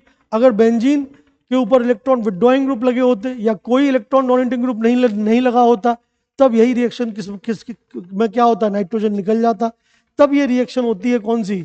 गॉम्बर्ग, नो डाउट उसके ऊपर भी सवाल आ सकता है, तो यह बिल्कुल याद रखिए, ठीक। तो अगर बेंजीन के ऊपर मैंने इलेक्ट्रॉन डोनेटिंग ग्रुप लगाए हैं तो हो गया कपलिंग, नाइट्रोजन नहीं निकल पाया, सीधा अटैक हो गया ऑर्थो से और पैरा से, ठीक। अगर मैंने OH की जगह पे कोई इलेक्ट्रॉन विड्रॉइंग ग्रुप लगाया होता तो फिर नाइट्रोजन को निकलने का मौका मिल जाता, रेट थोड़ा स्लो होता, और तब हमें बाईफिनाइल डेरिवेटिव्स मिलते हैं, ठीक है। तो वो भी याद रखिए, शायद वो भी पूछ ले आपसे, ठीक है। बट इसका जवाब तो 4 है। आगे बढ़ते हैं अगले सवाल की तरफ। अगले सवाल में आपके पास मैच द कॉलम है, आपको रिएक्टेंट गिवन है और प्रोडक्ट बनाने हैं। और प्रोडक्ट किसके हैं? देखिए फिर से ओजोनलिसिस। ओजोनलिसिस एकदम हॉट फेवरेट टॉपिक है पूरे जेई का। देख लीजिए हर शिफ्ट में ओजोनलिसिस के ऊपर 1 से 2 सवाल आ ही रहे हैं। मॉर्निंग में भी थे, देखिए अभी फिर से आ गया। अब ओजोनलिसिस कौन सी वाली हो रही है? ऑक्सीडेटिव, मतलब एल्डिहाइड पे हम नहीं रुक सकते, हमें एल्डिहाइड से क्या बनाना पड़ेगा? COH। चलिए देखते हैं रिएक्टेंट ये है, बताइए इसकी ओजोनलिसिस होगी तो सारे डबल बॉन्ड को आप ऐसे ऐसे तोड़ सकते हैं। बताइए क्या प्रोडक्ट बनने वाला है? प्रोडक्ट बना के देख लेते हैं। तो ये बनेगा डबल बॉन्डो H, यहाँ पे डबल बॉन्डो और यहाँ पे डबल बॉन्डो के साथ H, एंड यहाँ पे डबल बॉन्डो के साथ H। देखिए शुरुआत में तो ये बनेगा, जब ये डबल बॉन्ड टूटेगा तो वहाँ पे CHO, यहाँ पे C डबल बॉन्डो, यहाँ पे CHO और नीचे की तरफ भी CHO एक कार्बन के बाद, देखिए ये बनेगा। एंड फाइनली CHO किस में कन्वर्ट हो जाएंगे? एल्डिहाइड तो फर्दर ऑक्सीडाइज हो जाएंगे लेकिन कीटोन्स नहीं होंगे, तो ये बन जाएगा COOH, ठीक। कीटोन जो है वो तो अपनी जगह पे वैसे ही रहने वाला है, उसमें कोई दिक्कत नहीं, लेकिन ये भी हो जाएगा COH और ये भी हो जाएगा COH। तो this will be the answer for the first part, ठीक।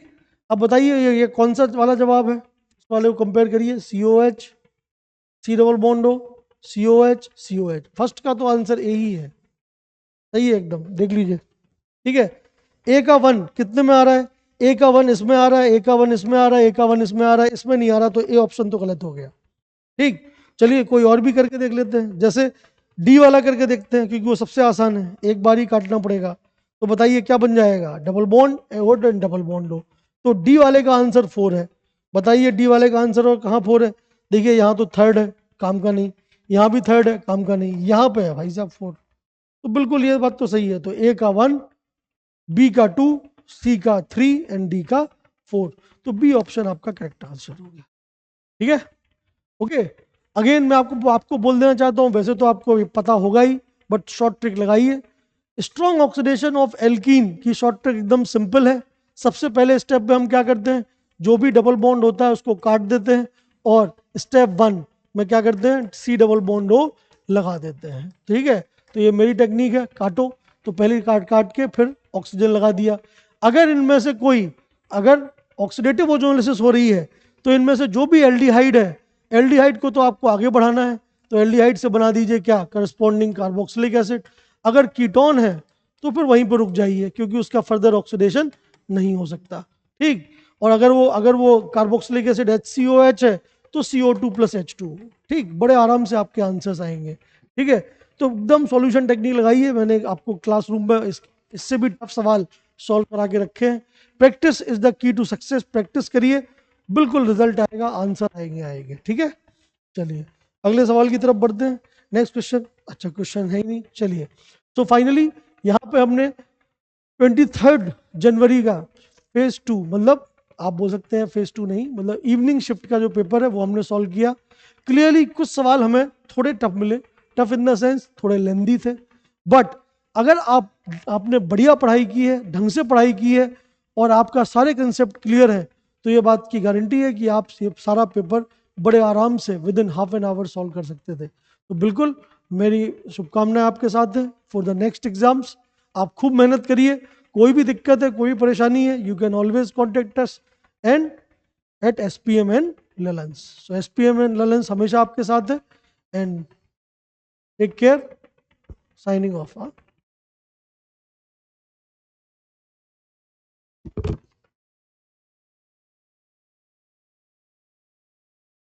तो हेलो बच्चों, आज हम आपको 23rd का शिफ्ट सेकंड का मैथ्स का सॉल्यूशन लेके आए हैं। तो देखते हैं कैसा रहता है।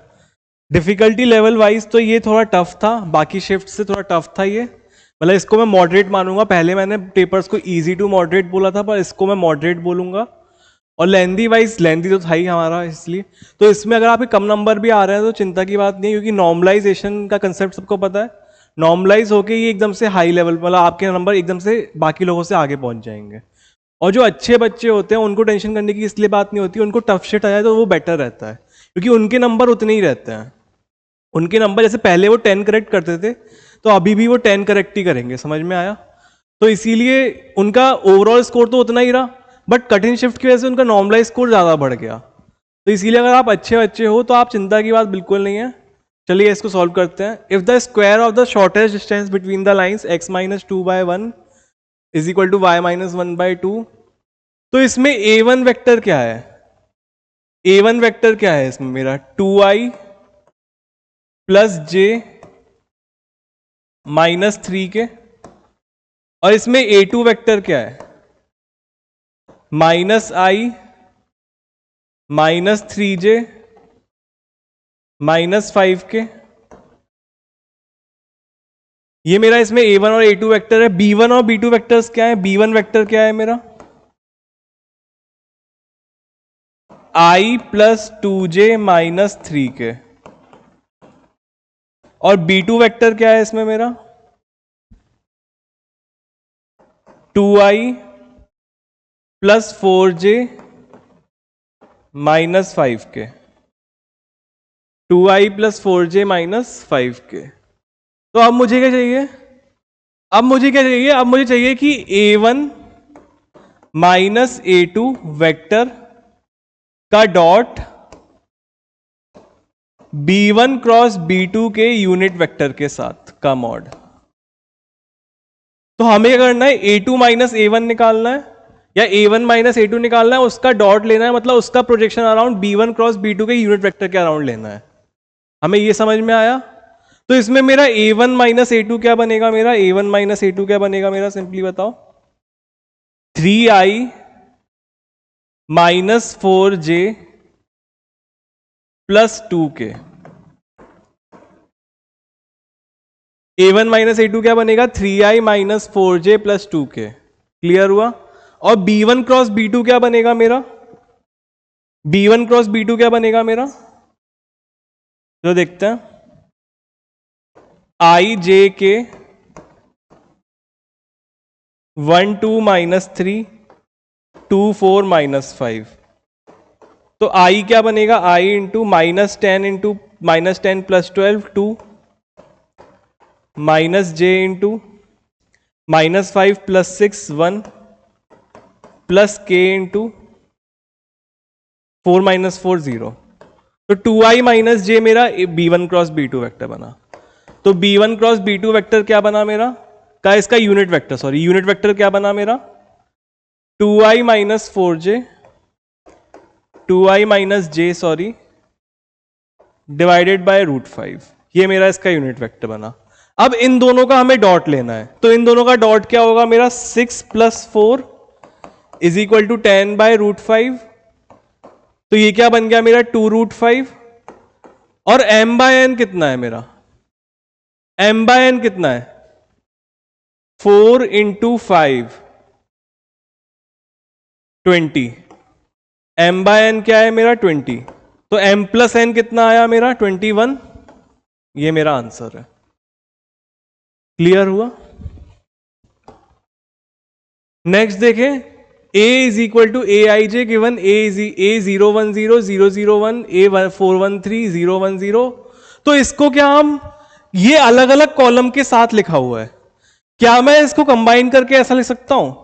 पर इसमें एक कैच है, मैं इसको पहले लिख रहा हूं, इसको मैं पहले लिख रहा हूं, तो ये क्या बन गया मेरा 212, इसको मैं सेकंड नंबर पे लिख रहा हूं 413, इसको मैं थर्ड नंबर पे लिख रहा हूं 010 इज इक्वल टू क्या बन गया ये मेरा 100 010 और 001, ये मेरा इस तरीके से बन गया। तो अब मुझे क्या चाहिए, अब मुझे चाहिए कि इसका मैं कैसे भी करके इस मैट्रिक्स का मैं इनवर्स निकाल लूं, क्योंकि ये तो मेरा आई है, ये अगर मेरा आई है और a into M is equal to I है, तो a की वैल्यू क्या बनी मेरी m इनवर्स, a की वैल्यू क्या बनी m इनवर्स। तो मुझे इस मैट्रिक्स का इनवर्स चाहिए और मुझसे इसका A23 पूछा है, तो इसका A23 क्या होगा मेरा, इसका A23 होगा C32, इसका A23 क्या होगा C32 कितना है मेरा 2 -2, सिंपली कुछ गड़बड़ हुई है,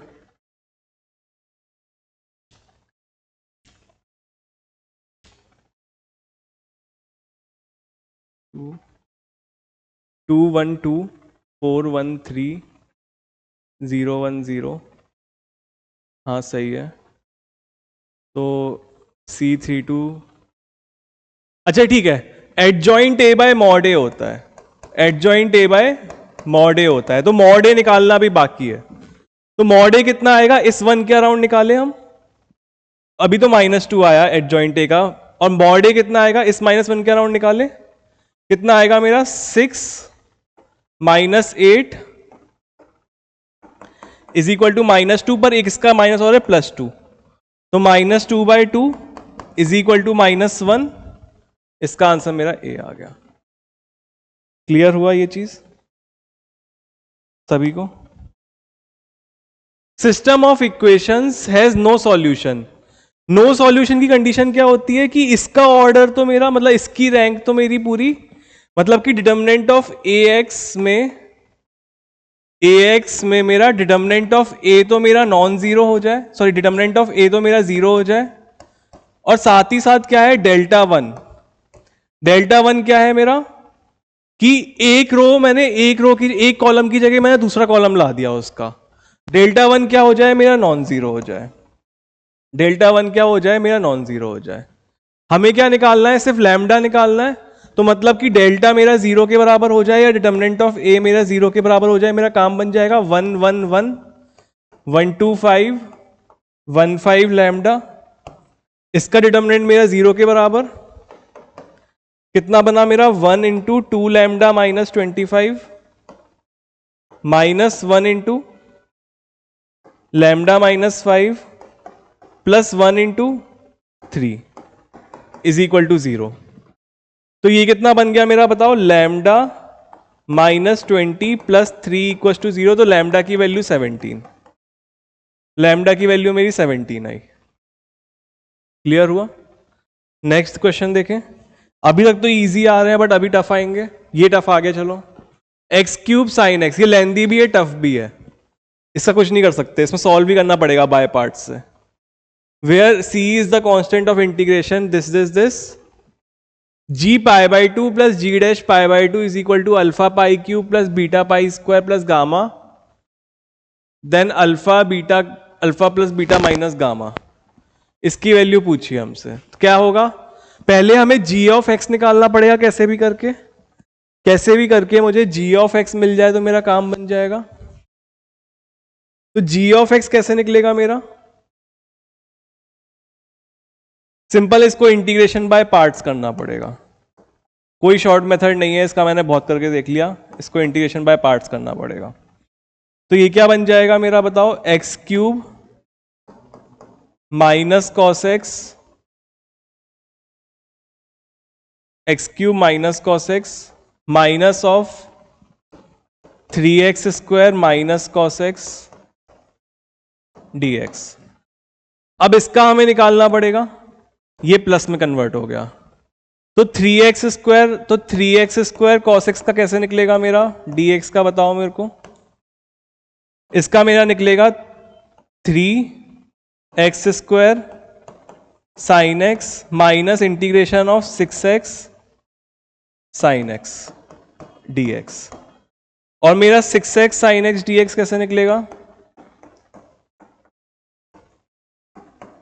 is equal to 6x minus cos x minus of integration of 6 minus cos x d x, ये प्लस में कन्वर्ट हो गया, इज इक्वल टू क्या बन गया? Minus 6x cos x plus 6 sine x.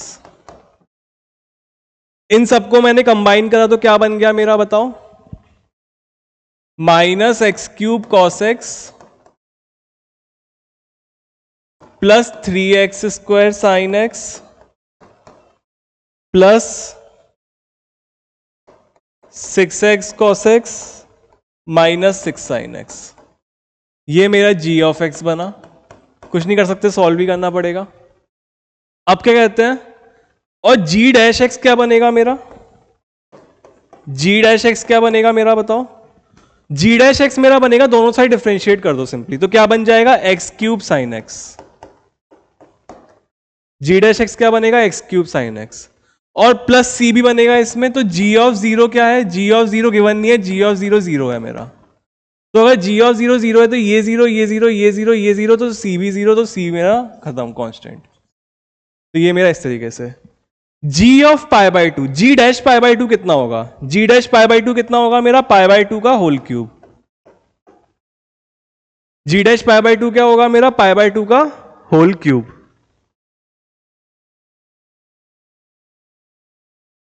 और मेरा g ऑफ पाई बाई 2 कितना होगा मेरा?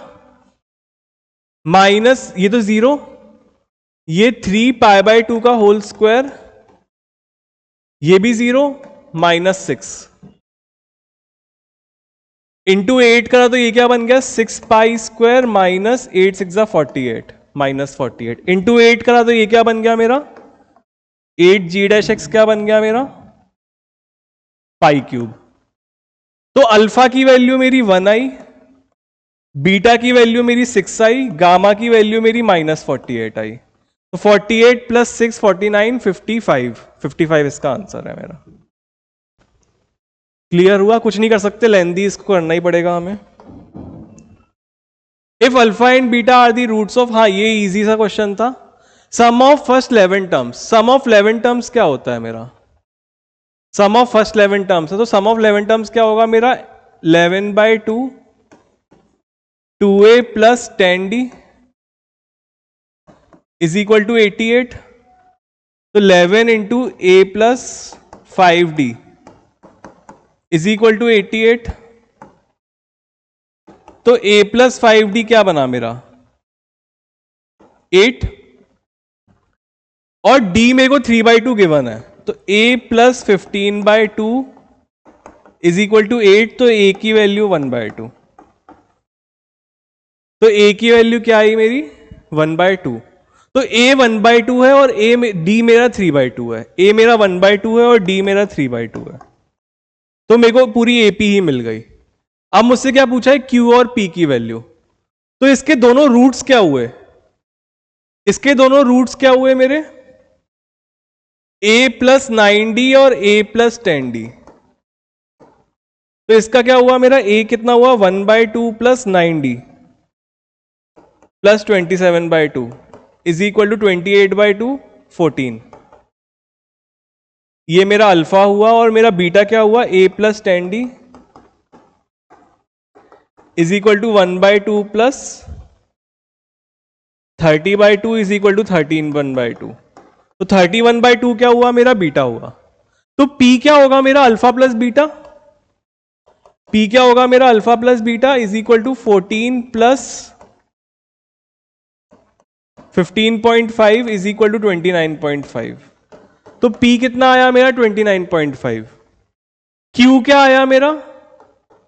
Alpha beta is equal to 14 into 7 into 31। शायद ऑप्शन मैच नहीं कर रहे हैं। ये कितना बन गया मेरा? 60 59। 2P कितना बन गया? 59, और ये कितना बन गया? 7 7 217। तो 217 माइनस 59 0 1 8 158। 158 इसका आंसर है। क्लियर हुआ? Consider terms the variance of the given data set is.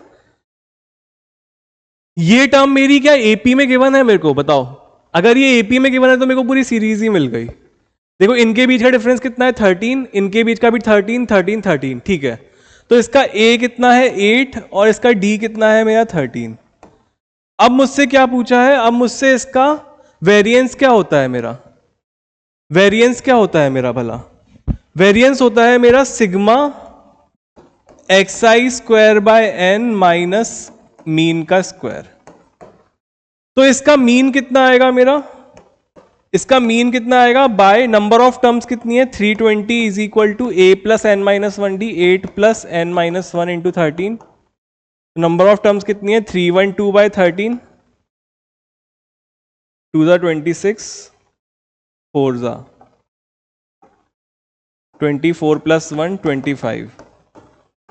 25 terms है। तो बाय 25 टर्म्स कितने 25 और ऊपर इन सब टर्म्स का सम कितना है मेरा 25 by 2 2a plus 2 into 8 plus n minus 1 24 into 13। तो 25 कट 2 से 2 कट 12। तो ये कितना बना 8 प्लस 12 इंटू 13। 3 2 6 3 1 3 12 और 13 3 2 6 3 1 3 2 1 1 156 156 प्लस 8 164।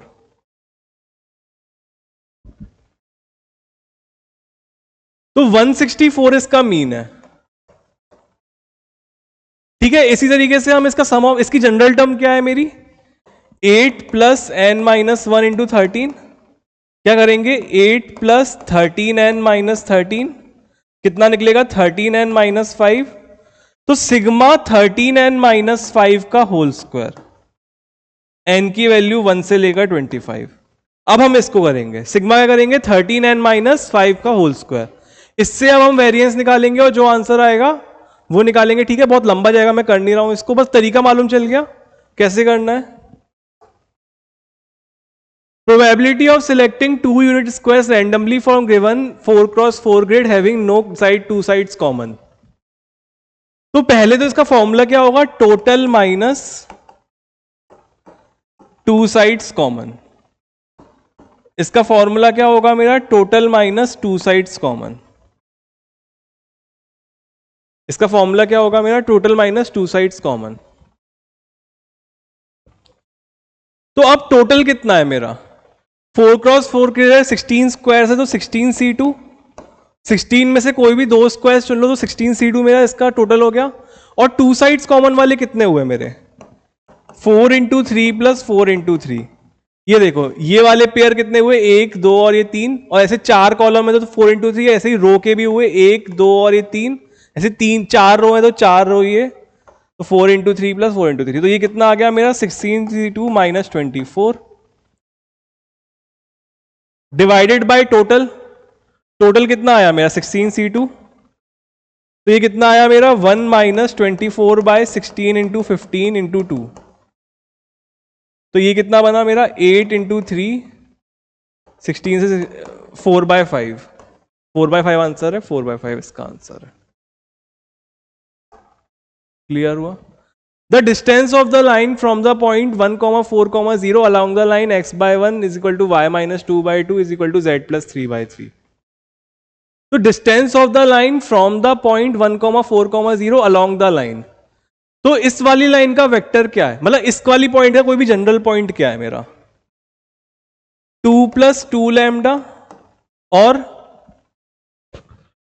क्या है कोई भी जनरल पॉइंट 6 प्लस 3 लैम्डा और क्या है 3 प्लस 4 लैम्डा। इसका कोई भी जनरल पॉइंट है तो इसका माइनस इसका वेक्टर क्या बनेगा मेरा बताओ 1 प्लस 2 लैम्डा आई कैप प्लस 2 प्लस 3 लैम्डा जे कैप प्लस 3 प्लस 4 लैम्डा के कैप। यही इसका वेक्टर बनेगा। और ये जो वेक्टर है इसके वेक्टर के पैरेलल है, ये I plus 2j plus K parallel है। तो इसका मतलब क्या है मेरा 1 plus 2 lambda by 1 is equal to 2 plus 3 lambda by 2 is equal to 3 plus 4 lambda by 3। यहां पे 3 और है, तो इसका मतलब क्या आया, मेरा लैम्डा 0 आ गया। लैम्डा मेरा 0 आ गया, तो इसका मतलब क्या है, डिस्टेंस कितनी बनी मेरी,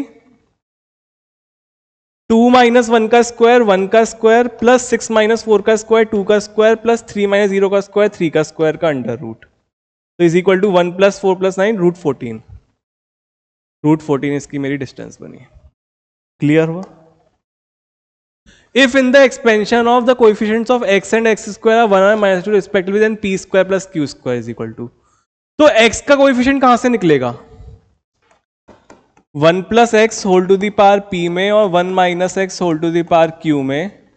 x का कोएफिशिएंट कैसे निकलेगा, यहां से 1 पावर आ जाए, यहां से 0 पावर आ जाए, यहां से 0 पावर आ जाए, यहां से 1 आ जाए, तो इसका क्या बनेगा मेरा pc1 into qc0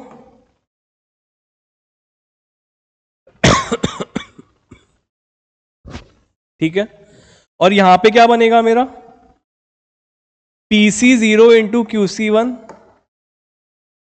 x square में क्या होगा, यहां से 2 आ जाए, यहां से 0 आ जाए, 0 2 और 1 1, ये बनेगा। तो 2 का मतलब क्या है, pc2 इंटू qc0। 0 2 का मतलब क्या है, pc0 इंटू qc2, और साथ ही साथ इस 1 1 का मतलब क्या है, pc1 into minus 1 into qc1। Minus 1 क्यों आया, क्योंकि देखो माइनस एक्स लिखा है, तो माइनस एक्स का और टर्म्स में नेगेटिव आएगा, तो एक माइनस आया। तो x का कितना है मेरा, p plus Q. p plus Q की वैल्यू 1 के बराबर है, और pc2 p into P minus 1 plus Q into Q minus 1 minus 2pq, इसकी वैल्यू कितनी है, -4 के बराबर।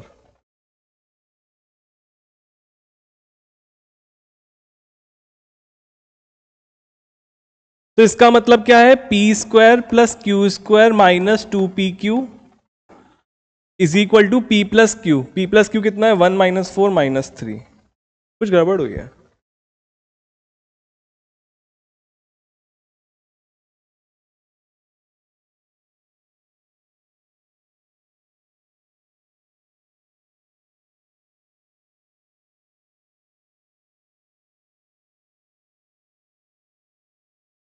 कुछ गड़बड़ हुई है, या तो क्वेश्चन में गड़बड़ है। x एंड एक्स स्क्वायर, तो p प्लस क्यू की वैल्यू 1, ठीक है, pc2 x square 1 minus qc0, ठीक है, यहाँ से pc2, ठीक है, pc0 qc2,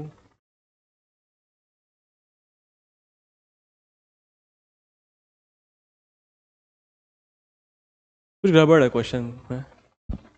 if in the expansion of the coefficient of respectively -2 पे, तो नेगेटिव एक्सपेंशन में आएगा ही नहीं, इसका नेगेटिव आएगा ही नहीं, -2 आएगा ही नहीं कोएफिशिएंट। pq 2pq pc2, एक बार और करके देखते हैं इसको ढंग से, कुछ गड़बड़ करियो। pc2 एक्स स्क्वायर का pc2 qc0, इसका qc2 pc0, और 1 1 का क्या है, pc1 इंटू qc1, पर एक नेगेटिव और आ जाएगा।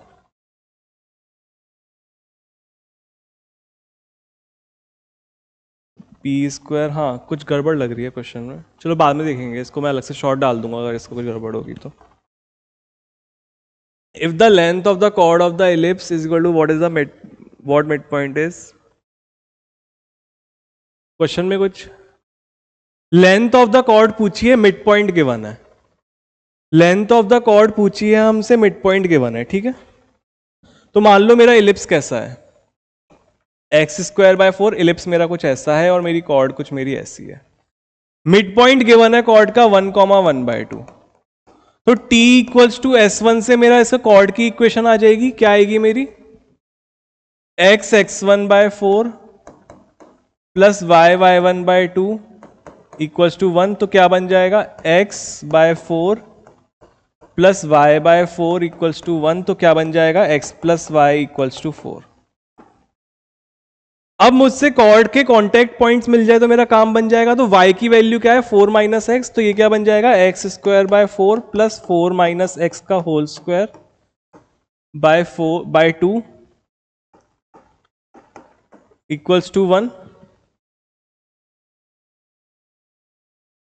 तो ये क्या बन जाएगा मेरा बताओ x square by 4 plus 16 plus x square minus 8x by 2 equals to 1। तो ये कितना बन गया मेरा x square plus 32 plus 2x square minus 16x equals to 4। तो ये क्या बन गया मेरा 3x square minus 16x plus 28 equals to 0। 7 4 ज़ा 7 इंटू 2 इंटू 2 इंटू 3, कैसे भी करके 16 लाना है, 16 लाना है कैसे भी करके। 7 3 ज़ा 21 और 4 नहीं, 6 और 14 नहीं,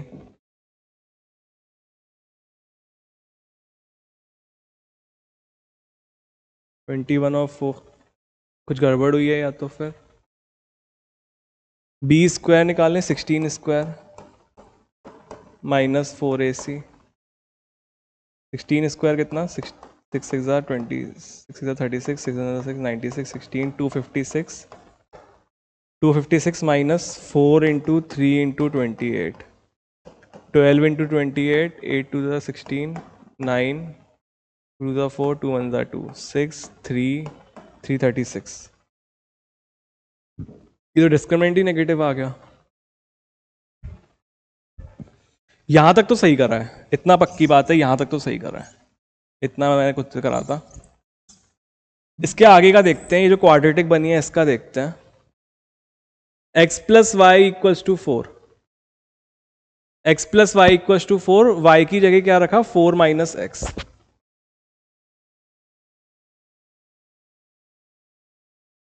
तो ये क्या बन गया मेरा बताओ x square plus 32 plus 2x square minus 16x equals to 4। तो 3x square minus 16x plus 28 equals to 0। बन तो यही रही है, यही है x x1 by 4 plus y y1 by 2 x plus y equals to 4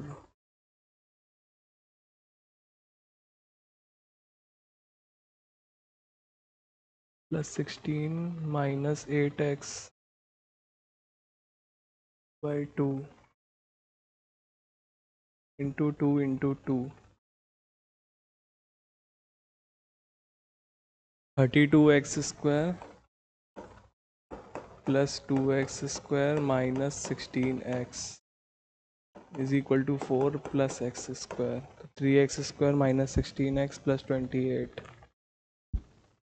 बन तो यही रही है। इनके हिसाब से क्या आ रहा है कि कोई क्वेश्चन में कोई गड़बड़ लग रही है। Word mid point is 1,1/2। Mid point मेरा 1,1/2 दिया है, तो इस मिड पॉइंट से कॉर्ड ऑफ कॉन्टैक्ट यही आएगी मेरी x x1 by 4 plus y y1 by 2। ये कॉर्ड ऑफ कॉन्टैक्ट तो यही आएगी मेरी 1 और 1/2। तो ये x plus Y equals to 4, y की वैल्यू 4 माइनस एक्स तो होल स्क्वायर बाय 2। आना तो यही चाहिए, पता नहीं कुछ गड़बड़ दिया है तो क्वेश्चन। चलो मैं देख के बताऊंगा। 11th integration of i is equal to 0 से π/2 साइन 3/2x 3/2x 3/2x। तो i की वैल्यू 0 से π/2, इसको भूल जाओ, ऐसा कोई यूज ही नहीं है, सिर्फ इसका यूज है हमारा x। तो मैंने क्या करा x को π/2 माइनस एक्स से रिप्लेस कर दिया, x को मैंने क्या करा π/2 माइनस एक्स से रिप्लेस कर दिया। तो ये क्या बन गया मेरा 2i और ऐड कर दिया। तो ये क्या बन गया इंटीग्रेशन 0 से π/2, इंटीग्रेशन 0 से π/2 π/2 sin x cos x by sin to the power 4x plus cos to the power 4x। ये मेरा इस टाइप से बन गया, यही बनेगा नहीं बनेगा? -x और +x तो मेरा ऐड हो जाएगा। तो i की वैल्यू क्या बनी मेरी? π/4 तो बाहर आ गया, बचा क्या? इंटीग्रेशन 0 से π/2, बल्कि π/8 ही बाहर ले लो। क्या बना? 2 sin x cos x by sin to the power 4x plus cos to the power 4x dx। ये मेरा ये बना, इसको मैंने sin 2x लिख दिया। अब हम क्या कर रहे हैं? इसको मैंने sin 2x लिख दिया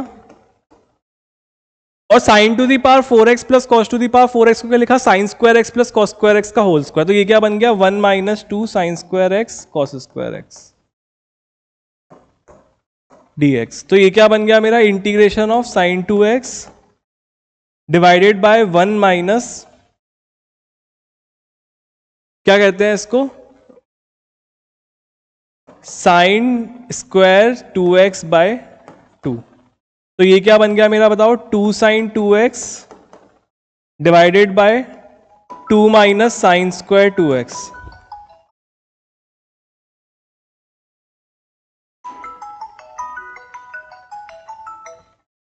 हेलो,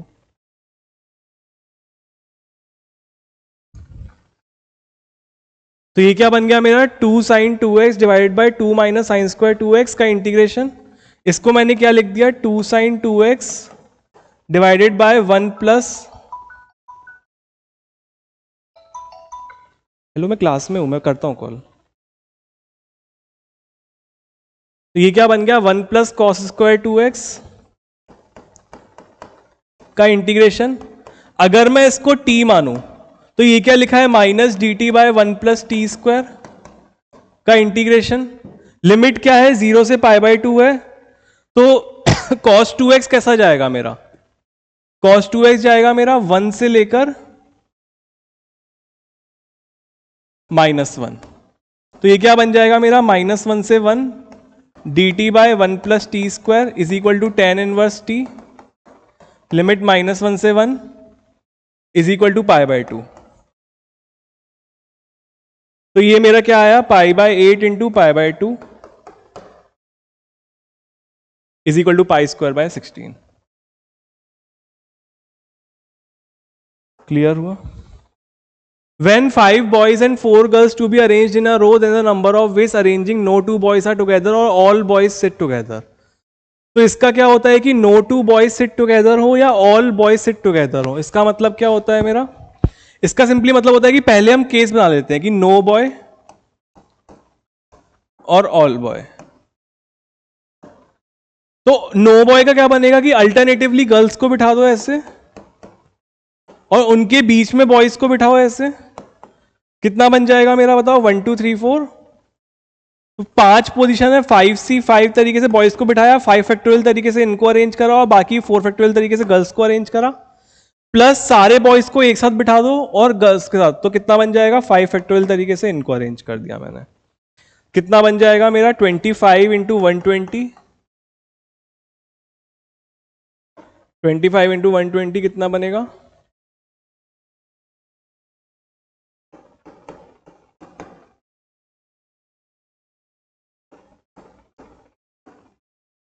$300। कुछ गड़बड़ हुई है? When 5 boys and 4 girls be arranged in a row, then a number of ways arranging no 2 boys sit together or all boys sit together। तो all boys sit together का कितना क्या है? सबको अरेंज कर दो इंटू 5 फैक्टोरियल और होगा। तो ये क्या बन जाएगा मेरा? बताओ। 5 फैक्टोरियल इंटू 4 फैक्टोरियल मैंने कॉमन ले लिया, बचा क्या मेरा? 1 + 5 6। तो 6 factorial into 4 factorial 24 into 720, 24 into 72, 4 2 ज़ा 8, 2 2 ज़ा 4, 4 2 ज़ा 28, 14 168, 8 2 7 17280। 20 का आंसर आ गया। लिमिट ये देखो, पहले हम इसकी लिमिट निकालते हैं। तो ये क्या है मेरा 2x square minus 3x plus 5 divided by 3x square plus 5x plus 4। इसकी लिमिट मेरी 2/3 आएगी, सिंपली दिख रहा है एक्स स्क्वायर वाली टर्म इन्फिनिटी है, उन दोनों कंपेयर करेंगे आपस में, इन्फिनिटी इन्फिनिटी कट गया, बचा क्या मेरा 2/3। तो इसकी लिमिट क्या है मेरी, limit X tending to infinity 2/3। अब हमें इसकी लिमिट निकालनी है, तो ये क्या है मेरा बताओ, 3x minus 1/3x plus 2 whole to the power x/2। इसकी लिमिट क्या होती है मेरी, e to the power 3x minus 1/3x plus 2 minus 1 into x/2 और limit x tending to infinity. इसकी लिमिट मेरी ये होती है, तो ये क्या आ जाएगा मेरा बताओ, minus 3x by 2 into 3x plus 2 E to the power. तो ये क्या बन जाएगा, 1/√e। तो ये इसका आंसर कितना आ जाएगा मेरा, 2/3√e। क्लियर हुआ, 2/3√e, सी इसका मेरा आंसर है। ये देखो, इसकी एक ट्रिक है, इतना याद होना चाहिए अगर मेन से क्वेश्चन करने हैं, इतना मेरा cos 3x होता है, ये मेरा cos 3x का फॉर्मूला लिखा है। तो cos 3x into sine 3x क्या होगा मेरा, sign 6x/2 into cos 6x क्या होगा मेरा, साइन 12x/2 इंटू 16 है, और 1/2 तो और था ही मेरा already.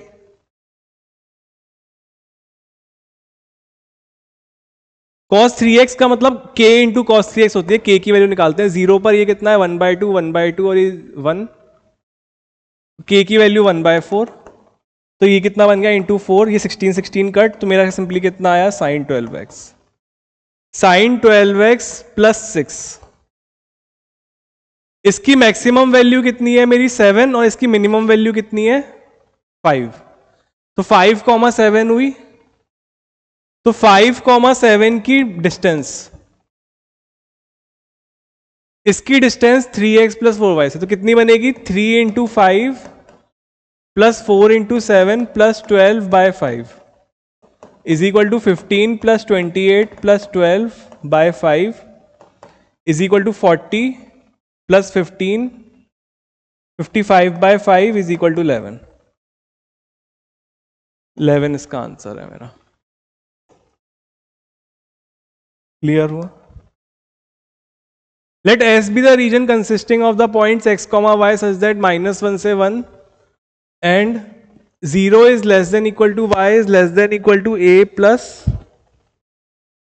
e to the power mod x minus e to the power minus mod x is the area bounded। ये प्लस है यहाँ पे, प्लस है यहाँ पे, तो अभी फिर से क्वेश्चन गड़बड़ हो जाएगा। a plus E to the power mod X plus E to the power minus mod X का ग्राफ कैसा बनता है मेरा, कुछ ऐसा बनता है मेरा, a plus E to the power. अब हमसे क्या पूछा है, -1 से 1, -1 से 1 तक का एरिया हमसे पूछा है, ये हमसे एरिया पूछा है, तो इसकी वैल्यू बतानी है। तो इसका सिंपली हम 0 से 1 करके एरिया निकाल दे तो क्या बन जाएगा, a plus E to the power x plus E to the power minus x का एरिया 0 से 1, तो ये क्या बन जाएगा मेरा, a x plus E to the power x minus e to the power minus x, यहाँ पे शायद माइनस ही था, माइनस ही था यहाँ पे, तो यहाँ पे प्लस बन गया, लिमिट 0 से 1, तो ये क्या बन गया मेरा, a plus e plus 1/e is equal to a plus into 2, ये क्या बन गया 2ae plus E square plus 1/e। तो a की वैल्यू क्या आई मेरी 8, a की वैल्यू कितनी आई मेरी 8, 8 ऑप्शन में ही नहीं है, 8 ऑप्शन में ही नहीं है।